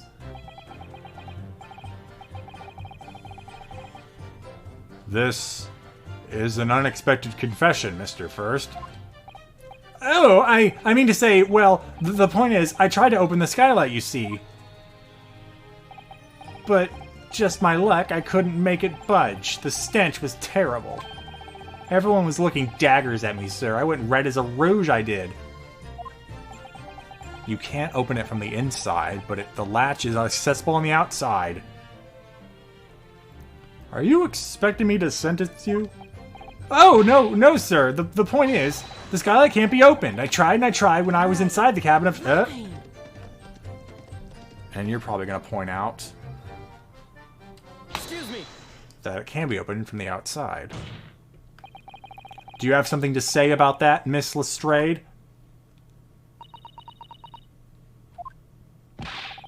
Miss Lestrade! It opens. Huh? The skylight. That is what we're talking about, right? Oh no! Take cover, everyone! All them skylights open, dead easy. More easily than you can load that weapon? That's a lie, I tell you. Otherwise, when I broke wind, You can't do it from the inside, you mug. Oh! Look, a few weeks ago, I was up on the roof deck of one of them drags. And I had a great haul. I mean, I had persons coming out my ears. Miss Lestrade, this is not the forum to be eulogizing on the subject of your criminal activities. Well, anyway, I had a bit of a scare. When I lifted the last Brooks purse, he got wise to me. All four of them surrounded me, so I couldn't hop off the bus and leg it. So what I did was, I used the skylight, opened the clutch, and jumped right through. What? Yeah, the catch from the skylights is on the top side. That's why you can open them from the cabin. The skylight opens from the roof deck? Bailiff! Climb up onto the roof of the omnibus at once and verify the witness's claims. jump right through. Yeah, the latch we've been seeing this entire time. Ta-da. Oh, my hat! See?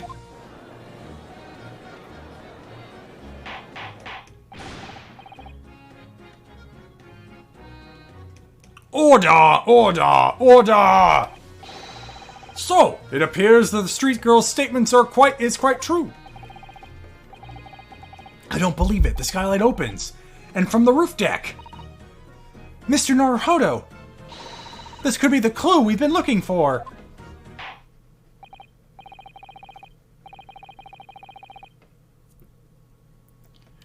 Well, counsel for the defense, please continue with your cross-examination. Not yet. Is the door actually open now?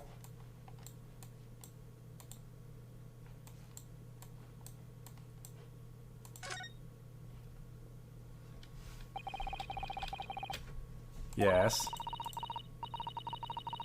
Oh, good. Someone else fixed the catch, so now we can open it.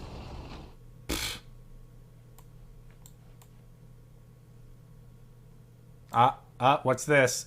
Hold on. Can I look at it from here?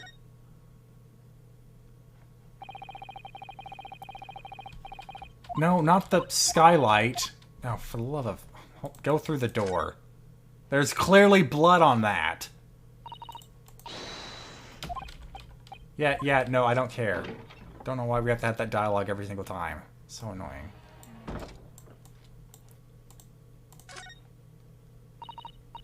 Yes, it does open very wide, does it? Why not have to kick someone like you through? Certainly, Mr. Naruhodo.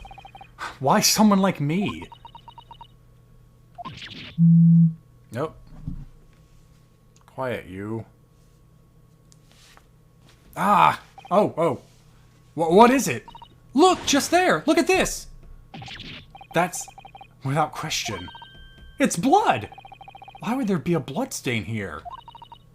Surely, it can't be unrelated to the case, can it? The details of the omnibus have been updated in the court record. Ta-da! Smoking gun.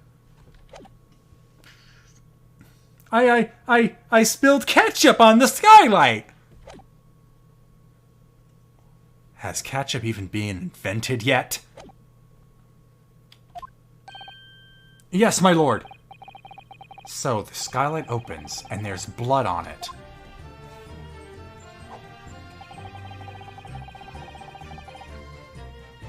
Well, lucky for you to ask that, Mr. Fairplay, because I just happened to have found something.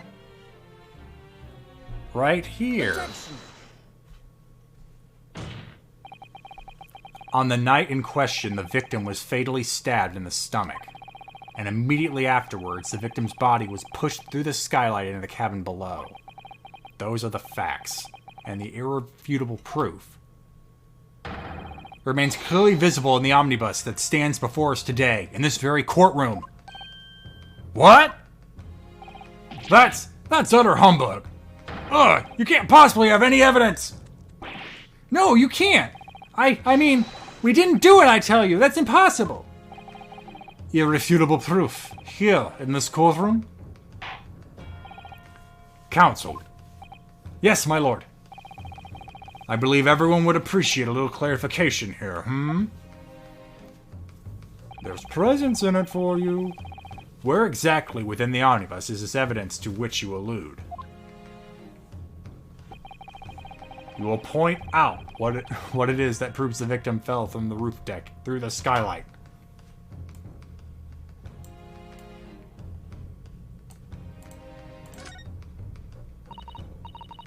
Oh, I have to present it, not click it. Yes. We found the blood. Moving. Yep, yeah, look at that blood. Look how sad it is. It's blood, guys. It's blood, guys! Oh, come on. There we go. And present. By Jupiter! By Jupiter? What? Is that blood? Ah! This bloodstain proves two things. Firstly, when the incident occurred, the skylight of the omnibus was open. What? And secondly, the victim was already bleeding when he fell through the opening. Oh my! And so it follows that Mr. McGilded, who was inside the enclosed cabin himself at the time, cannot possibly be guilty of this crime.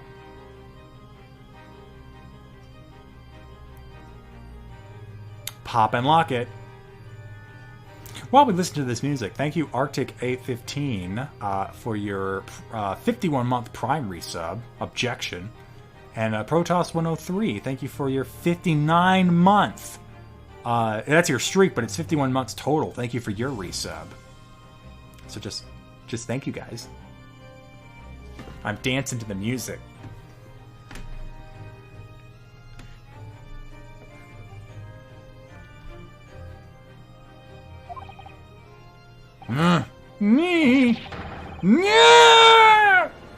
Come on, break down.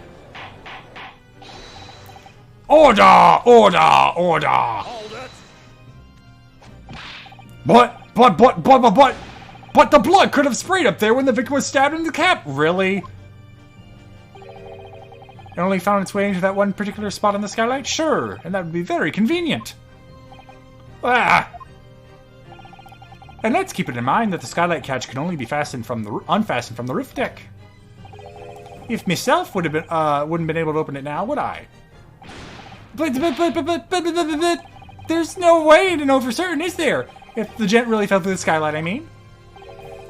Why don't you have a good look at the floor of the cabin between the two seats, Mr. First? 'Tis all too plain, if you see. There's the aftermath that shows the poor fella dropped from a fair height right there, so it is. What? No!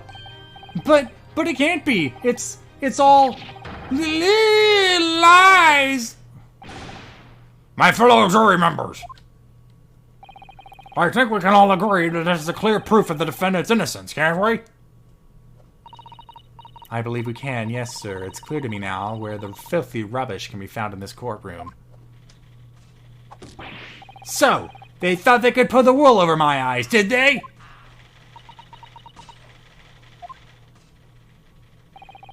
I won't tolerate any of the guild's carriages being sullied with blood. I won't tolerate it. Oh, I always knew it was that nice gentleman who gave us that delightful part couldn't have done such a thing. On three, then. Everyone? 1, 2, 3. Objection.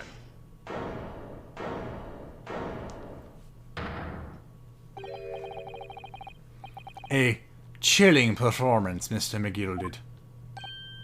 Oh, and what should be referring to there now, Lord Van Zykes?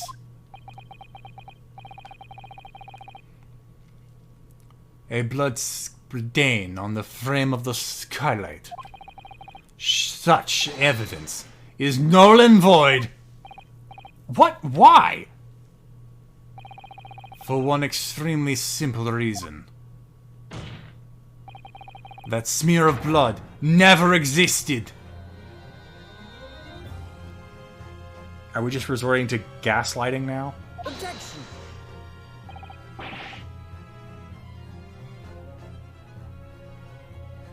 What are you talking about? It's there for all to see, and it's clearly blood. Objection.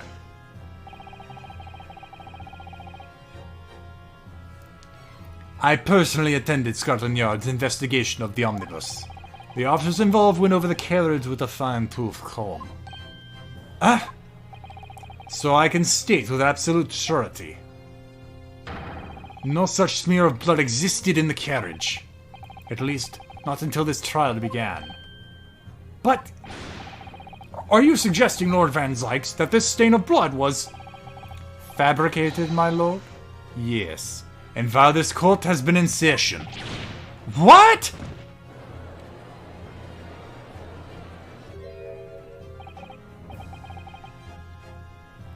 Hee, what a palaver.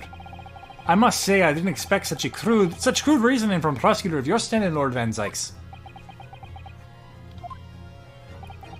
But I'm Magnus McGilded, a fellow known all over the capital for his fine contributions to public life. I don't take kindly to slander, and I'll fight it to the bitter end. Even if it's rolling off the tongue of the Reaper of the Bailey. Mr. McGilded, I realize it is your first appearance in court as the accused.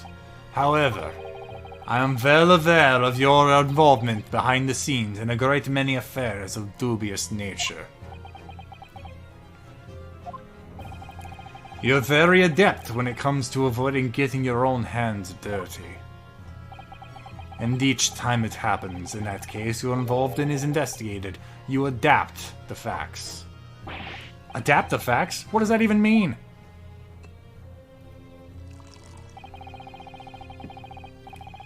Then you wield a fortune the size of Mr. McGilded's. However ill-gotten it may be, nothing is impossible. Tampering with evidence, manipulating the scene of a crime, bribing witnesses. I toast your ability to concoct the most convenient of stories, sir. Tut tut, Lord Van Zykes. This will not do, to be sure. Will it now, Counsel? Oh, no. I think it's fair to say this does all sound like a rather far-fetched excuse by the desperate man. The blood on the skylight didn't exist, you say? But if yous will all cast your minds back. Is it not true that the omnibus there has been in the courtroom the entire time? How could anyone possibly have put a smear of blood in it without the world and his wife seeing? Isn't that right now, Counsel? It's true. The omnibus has been in full view the entire time that the court has been in session. My learned friend. Here's to hearing your opinion on this matter, in your own words. I mean, there was that time where we were all forced out and I finally got to save the game. As you wish. Vish. Could someone have tampered with the omnibus during the trial? If you're asking me, I think... Nope!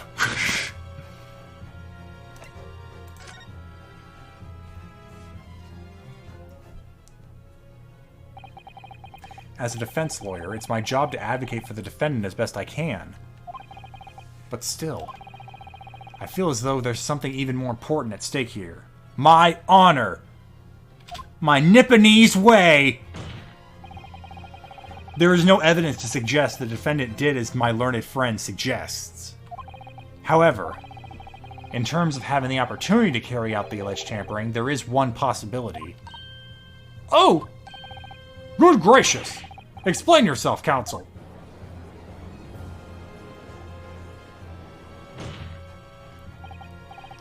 Yes, there is. It seems my learned Nipponese friend has no intention of running from this deceit. Deceit? I'm sure everyone still remembers clearly. The recess that we were forced to take. As the result of the smoke grenade fired by the witness currently on the stand, Miss Gina Lestrade.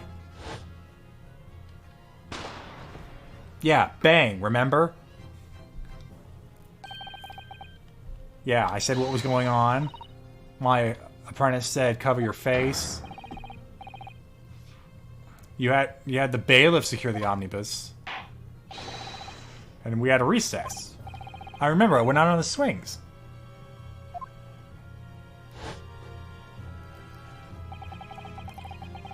The courtroom was filled with smoke, and everyone was thrown into confusion. All of us were made to leave the chamber.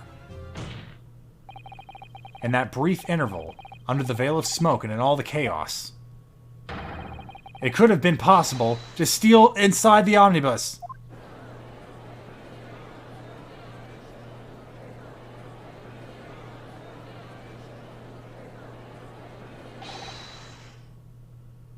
Are you wise? What are you trying to pull, ye rotten feckless gouger? Feckless gouger? You're supposed to be defending me. 'Tis a wicked plot. 'Tis a plot to remind me, so it is. Objection. Whatever you think this is, it changes nothing. The facts are the same. After this courtroom was evacuated earlier as a result of the smoke grenade, a number of inconsistencies materialized in relation to the omnibus. Inconsistencies? Such as... To start with, the storage compartment underneath the rear passenger seat. When the police investigated the omnibus, this compartment was thus full of the driver's items. Secondly, we have the smear of blood on the edge of the skylight. As I have said, that was not present at the start of the trial this morning.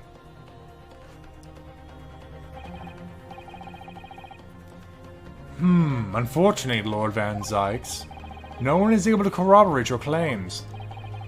That's true. When the omnibus was first wheeled out, both the storage compartment and the skylight were shut. Accordingly, I'm afraid to say, we cannot establish with any certainty if this evidence is the result of tampering or not.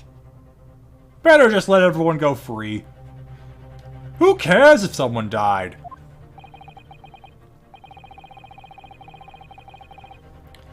Indeed, my lord. No doubt there was not a single person who saw fit to verify such things. What do you think? Sorry? About the omnibus. Is there anything else unusual about the omnibus? You know what? I'm starting to wonder if I did notice. Yeah, there has to be something. Clearly we're on a roll here. My lord. Yes, counsel? There is one further inconsistency. A mark that surely could not have been present at the start of the trial. What? What in the devil's name are you going to say now? If you dare betray me, you little maniac, you better start watching your back. Silence, McGilded. The court awaits the defense's clarification. Good. This trial keeps swinging one way and then the other. I have no idea what the truth and what's deception. What am I supposed to believe here? I shall have to ask you... Ho, ho, ho. I shall have to ask you to elaborate, counsel. Where exactly is this alleged mark that you claim appeared at some point during the trial? I'm actually gonna say... this. Oh, I always forget. I know. Don't click present.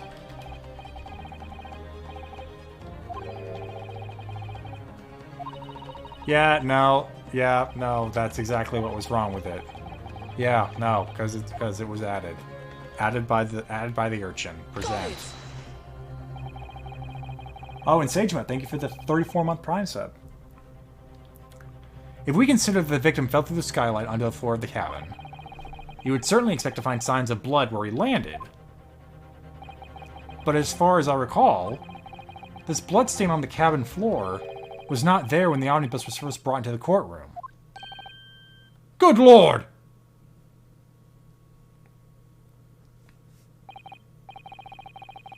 Yes, I do believe you're correct, counsel. Well said.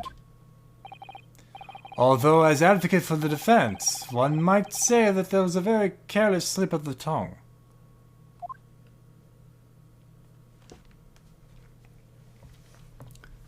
Your Honor, my client is guilty as hell! And the urchin's complicit! I believe that bloodstain on the floor is a decisive piece of evidence. But if the question is whether that evidence is genuine or whether it was unlawfully fabricated by someone, I feel compelled to admit that there is at least a possibility that the evidence is fake.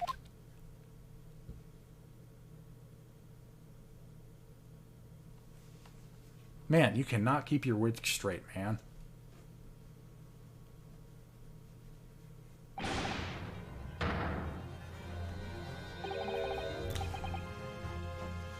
This trial is over. Mr. McGilded? I've done everything I possibly can to cooperate with the court, but 'Tis all over now.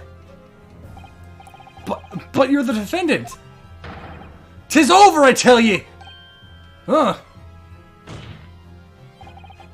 Memory, recollection, what people think they saw. 'Tis all nonsense. Facts are what counts, and the fact is that bloodstain is there, now. Well. And over the course of this desperate trial, long and extremely drawn out, it's been a day, dude. Drawn out trials, you never been one on. That good for nothing Reaper of the Bailey has failed to present any decisive evidence at all. Ugh. I'm scandalized, so I am. I thought better of Lord Van Zakes.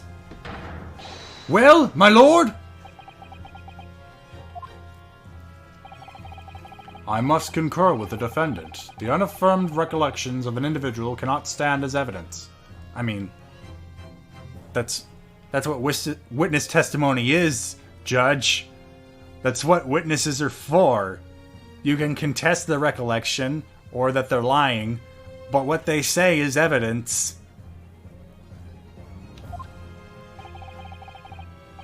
At this moment in time, the particular bloodstain in question is very much in existence. And in the absence of any credible method by which to prove its alleged previous non-existence, I regret to say that it would be improper for this trial to continue. Your lordship can't be serious. Lord Van Zakes, what is your position? The prosecution, my lord, has no further witnesses or evidence to present.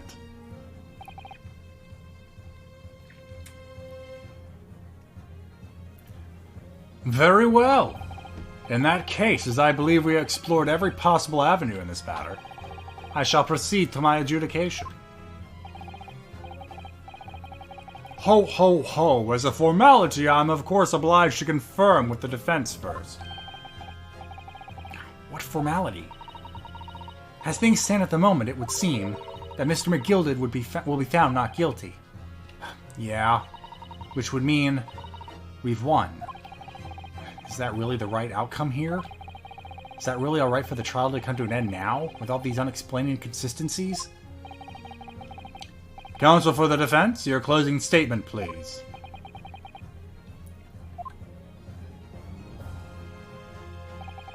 Yes, my lord. The defense believes... Well, I mean... Your job is... Is there reasonable doubt? Then the Wait a minute. What is this? So, obviously, in a criminal case, the prosecution has the burden of proof to prove that the person is guilty. If it it's like, what?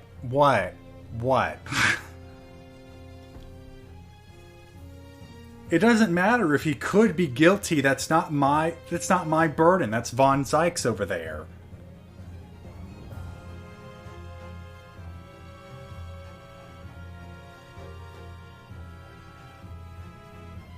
Ugh.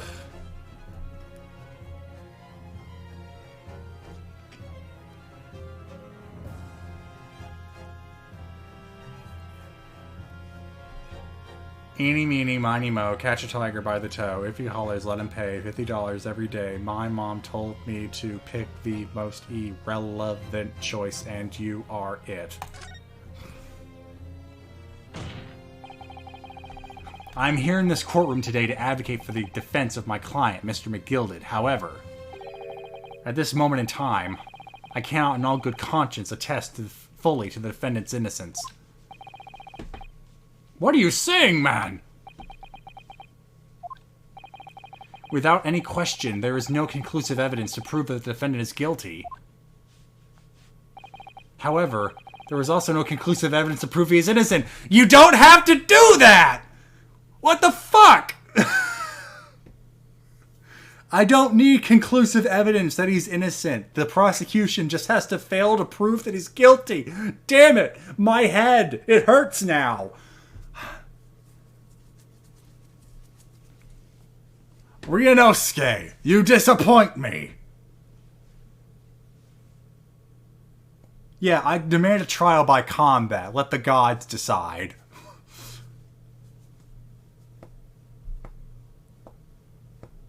Wouldn't sell your client, be it unethical. I mean, so there are times when defending your client can also be unethical. It depends on the circumstances. In this case, I don't think those ethical circumstances have arisen, but now we're fully in anime territory now. But this line, this one here, really grates me. Of course, that's been the problem with Eighth Attorney from the get-go, is that not only do you have to prove your client innocent, you have to prove someone else did it. Which isn't the case.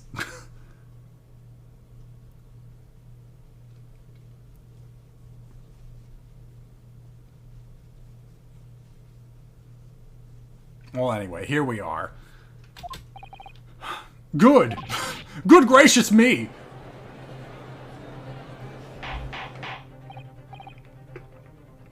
Order! Order! This is unprecedented behavior, counsel. A defense lawyer calling the accused innocence into question? Are you of sound mind? Ah! Oh, 'twas a grand decision to appoint you as my lawyer, so it was. A grand decision. What? I must say, I didn't expect such quite an exciting spectacle and it at the end here, but still. Here, have this for your troubles. Ah! Your job here is done, fella. And some fine work you've done, so you have. What do you mean? 'Tis just as the right honorable gentleman so succinctly put it before. The trial can't go on anymore. And your closing statement there was, how did you put it now? Nothing more than a formality.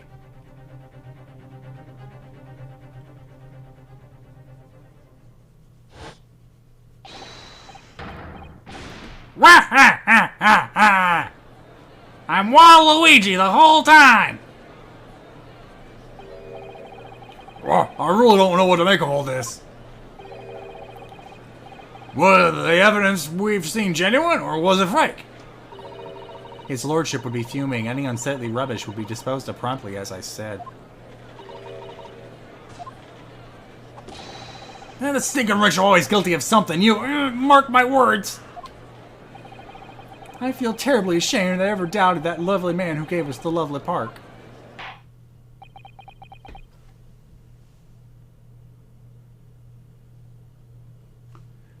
Shensorn, thank you for the 42-month resub.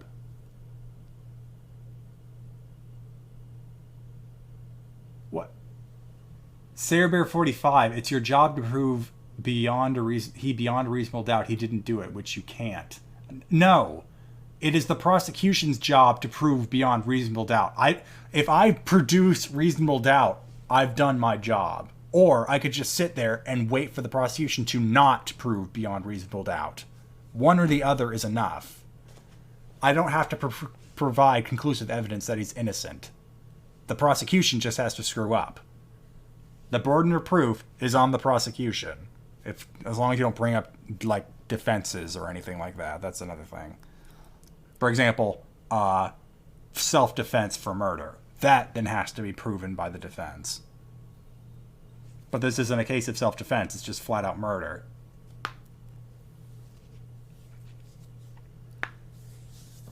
Have I ever seen someone act like that when they've gotten away with a crime in a courtroom? No, I have not. Go figure.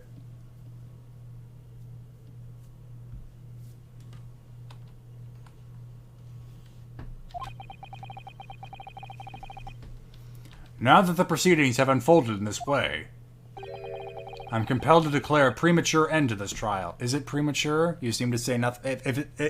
Is it premature or not? I thought you were ending the case because you didn't think any more could be added. Furthermore, the court must accept the defendant's plea.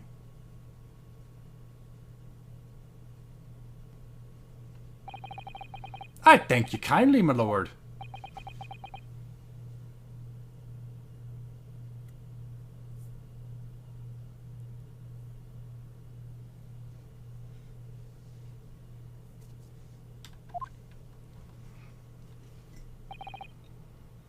I hereby Ho ho ho, pronounce the verdict of this court. Objection.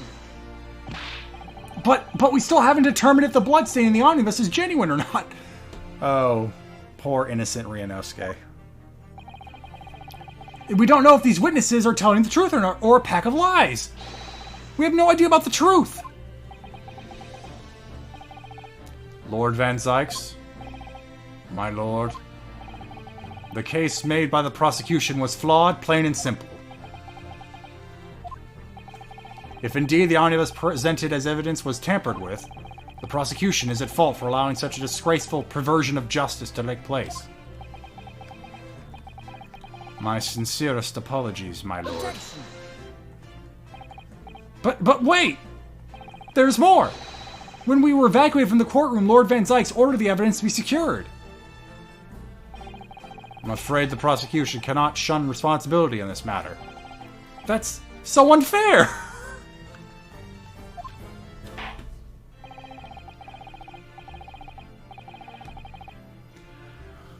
The culpability of the defendant has not, at the present time, been established by the court.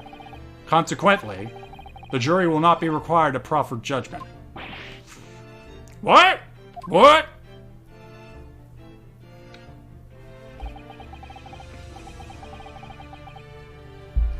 So while this guy gets act smug on camera, I will say that what the judge is saying is pretty close to right. There can be circumstances where it would be deemed improper to let the jury decide guilt or innocence. There's like a basic threshold question of... let's see, how do I best phrase this? So like I said, the prosecution's burden of proof is, in a criminal case like this, proof beyond reasonable doubt that the accused committed the crime. And in most cases, it's up to the jury to ultimately decide that question with a guilty or not guilty verdict. But if after the prosecution has no more evidence to present, the defense could say, Judge, the prosecution has offered nothing for the jury to go on, to even let them decide would be improper, because there really just isn't any evidence to go on. Because, of course, the jury can decide one way or the other however they want. They could get into the room and decide, well, we just don't like the guy, so it doesn't matter if the prosecution didn't provide enough evidence to prove beyond reasonable doubt he's guilty. So this is a way that a defense attorney can kind of shortcut that.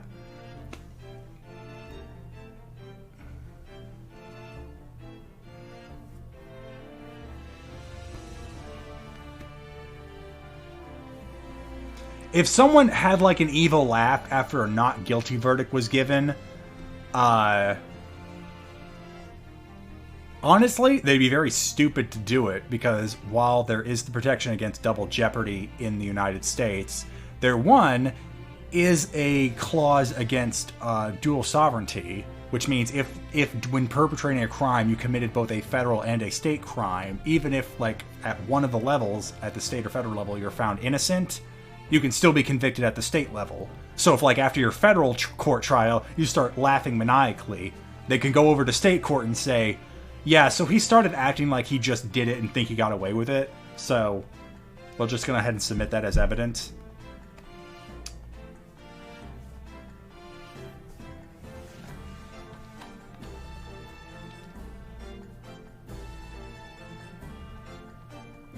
Also, the jury verdict can be thrown out. So if you start laughing about that right after they give you a verdict, then yeah, you do have a problem.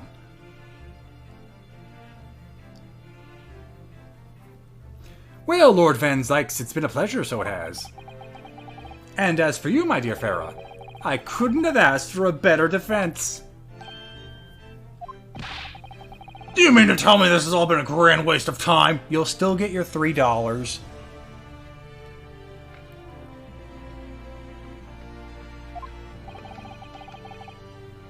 'Tis the law of the land, my good man. If you like to pursue this matter further, you can always go ahead and try and change the law. Magnus McGilded. Good grief, you have more to say to me, have ye?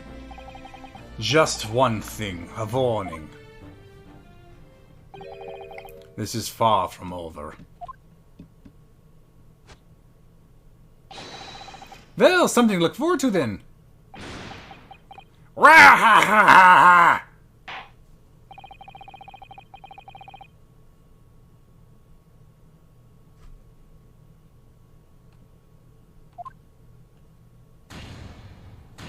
Not guilty, yay. Oh, the confetti! I forgot about the confetti. Oh, what a kick in the balls. Confetti just starts raining down. Ryunosuke's like, I just let a murderer go free.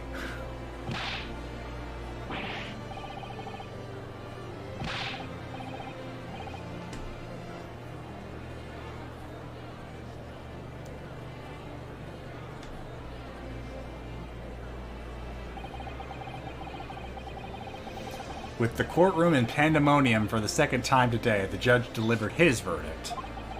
And my first ever trial in Great Britain came to an abrupt end. With the defendant being found not guilty, ostensibly a victory for us.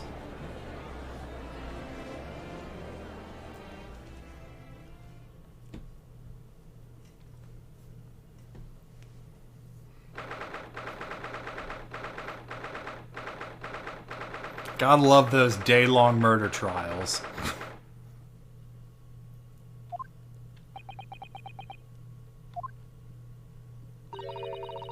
That certainly was a long trial. Okay, I'm sorry, I have to say this. I've been in civil trials that have lasted a week. So the fact that that murder trial was wrapped up in a day is ridiculous.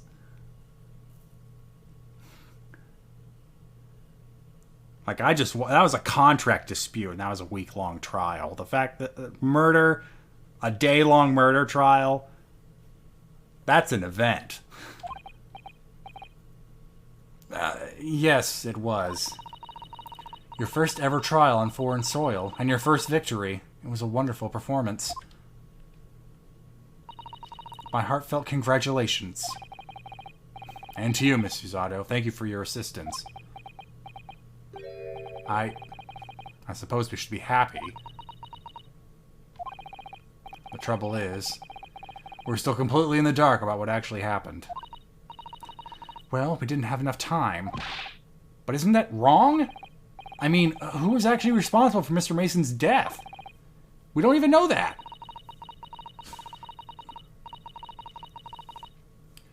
The sole aim of the defense is to obtain a verdict that exonerates the defendant. You carried out your duty to perfection. Aye, that you did. Mr. McGilded. Oh, and that girl's with him, too. Well, it seems the stories are true. What stories? How about the 6 enormous fireworks they'd be letting off when there's a verdict of not guilty? Oh, that was diegetic.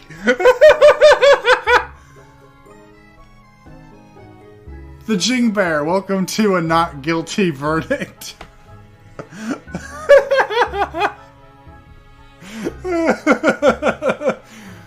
I find that, you know, that really kind of helps wash out the bitter taste in my mouth.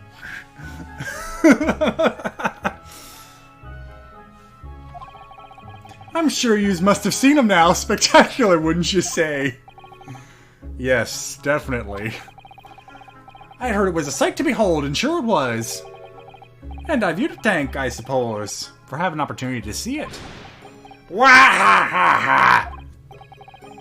Oh, I don't know about that. I'm not sure I really did anything. What on earth are you saying, fella? How'd I walk out here a free man, then? I don't think it was so much thanks to me as down to your planning.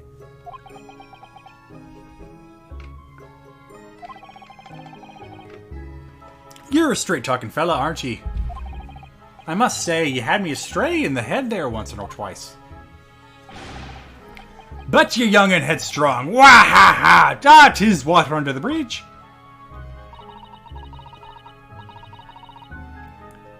Congratulations, Mr. McGilded, on having your name cleared. But nothing's resolved.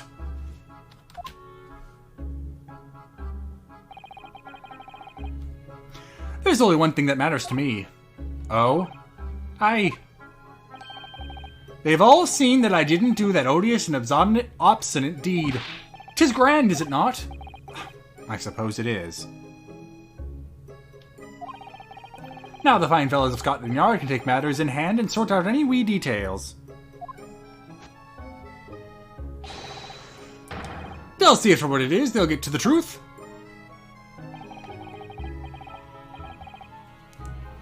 I've absolute faith in them, so I have, after all. I do be providing a good number of their wages with all the taxes I pay. Wah ha ha ha! It's not that funny. So then, as we agreed beforehand, 1,000 guineas for your troubles, fella. Oh, no, I couldn't possibly save that much. Ryusuke, what are you doing? You're a foreigner in this country. Take all the money you can get. Are you bewist? Are you humble, you people? Are you from the east? Well, if you insist. Ouch! Hit me in the eye with that. But have this, still and all, ye deserve a reward. Mr. Magnus McGilded! Everything is ready, sir. If you'd like to follow me into the courtroom.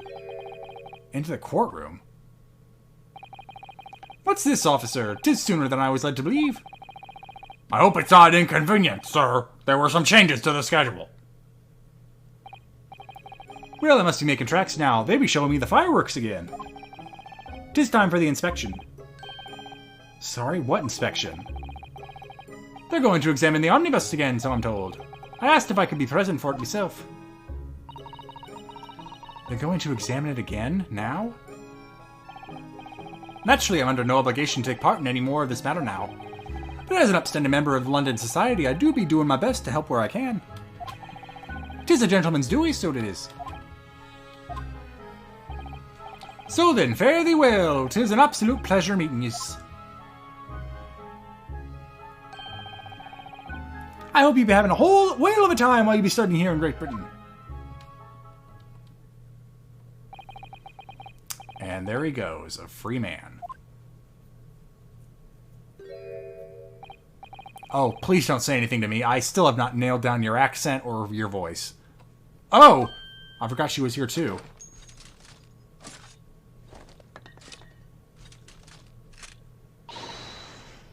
Don't move! Whereas I went to say, get a move on, she really does take forever to load that thing. Miss Lestrade, would you mind putting that thing down?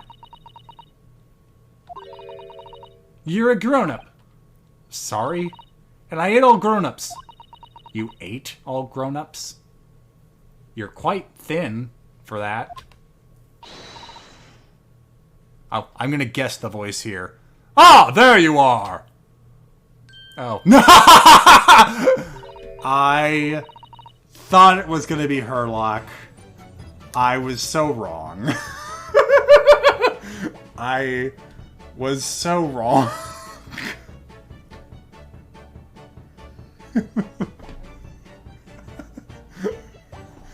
No, I want Herlock to have Herlock's voice. This girl gets a new voice.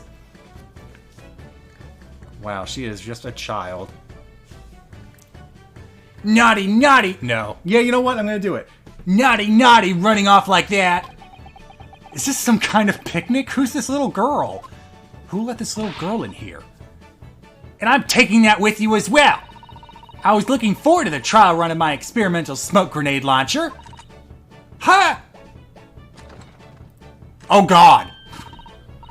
Oh, do you want to play? You won't beat me.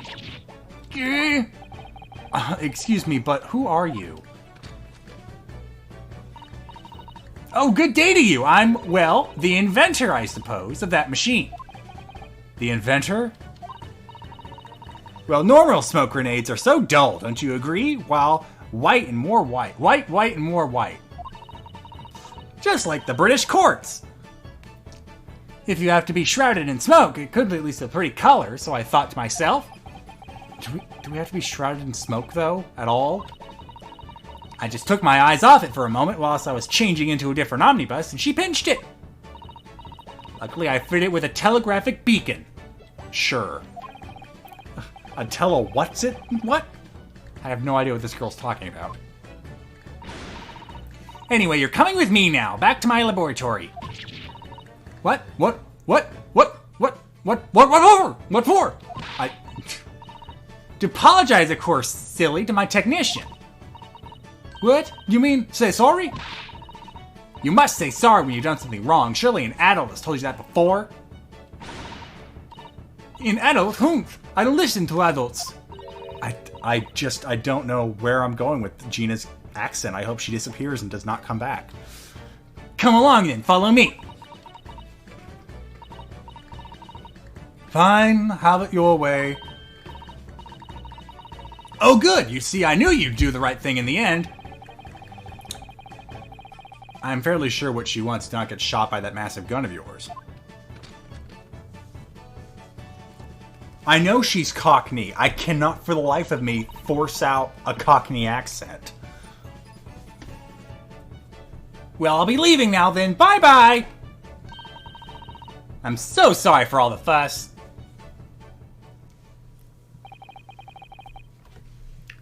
You can't imitate Tracer? Yeah, I haven't played Overwatch at all, so no.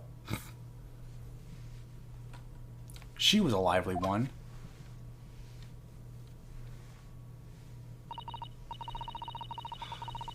Well, do you think perhaps we'll have to be on our way now too? Please don't tell me we're gonna have to have a whole scene with Strongheart now. I really just want this to end. Oh wait, whoops. Yeah, you're right. But where to? Oh! We haven't had time to find a place to stay. No sooner we arrived in London, we had to rush here. All our traveling cases are still with the bailiff. I was originally planning to spend today in search of lodgings. But at this late hour in the day, I'm afraid we may be out of luck.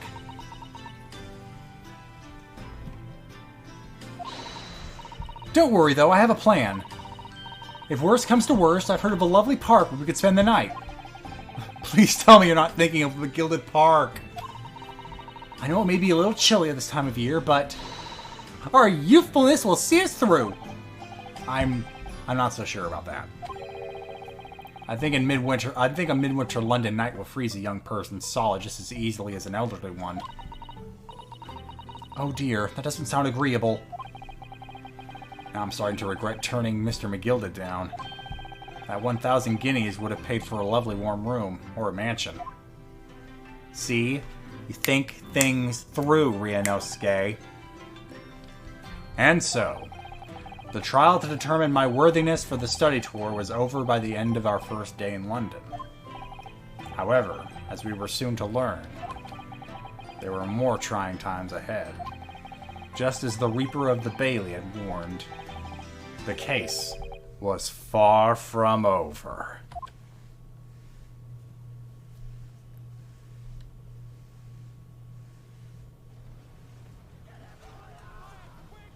What's going on? Get the fire brigade! Water! Bring water, quick! What the? How did this happen? I don't know, sir. By the time I got here, it was already engulfed. No one was supposed to be allowed in here before we started investigating.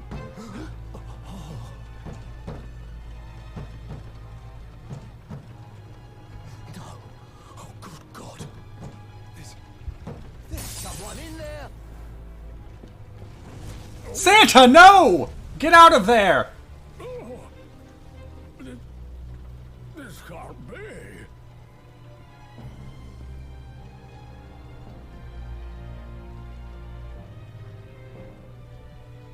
Hope you liked Grilled McGilded.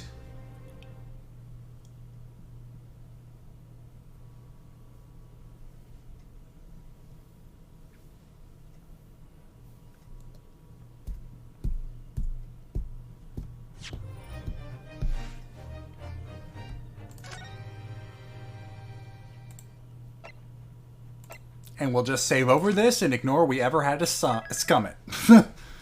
It never happened. What evidence? It's gone. Alright, so there are 2 more episodes left in this game.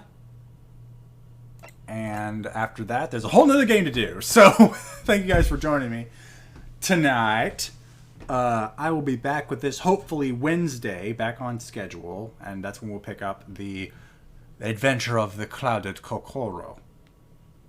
But in the meantime, I hope you guys have a great weekend. And that's it. I don't have anything else. So let me see if I have someone you guys can raid. Let's see. Nick and Zito are online, but I know Nick is playing the new hotness that is Psychonauts 2. So I'm going to go ahead and have you guys head over to him. So in the meantime, just imagine a burning McGilded in the carriage of death as you sleep tonight. Bye! Oh no, there's 10 more seconds. I should have hit enter earlier. Now I have to vamp. So yeah, McGilled's dead. Cockney Girl hopefully isn't coming back, so I don't have to try the accent. Santa is safe. Santa is safe.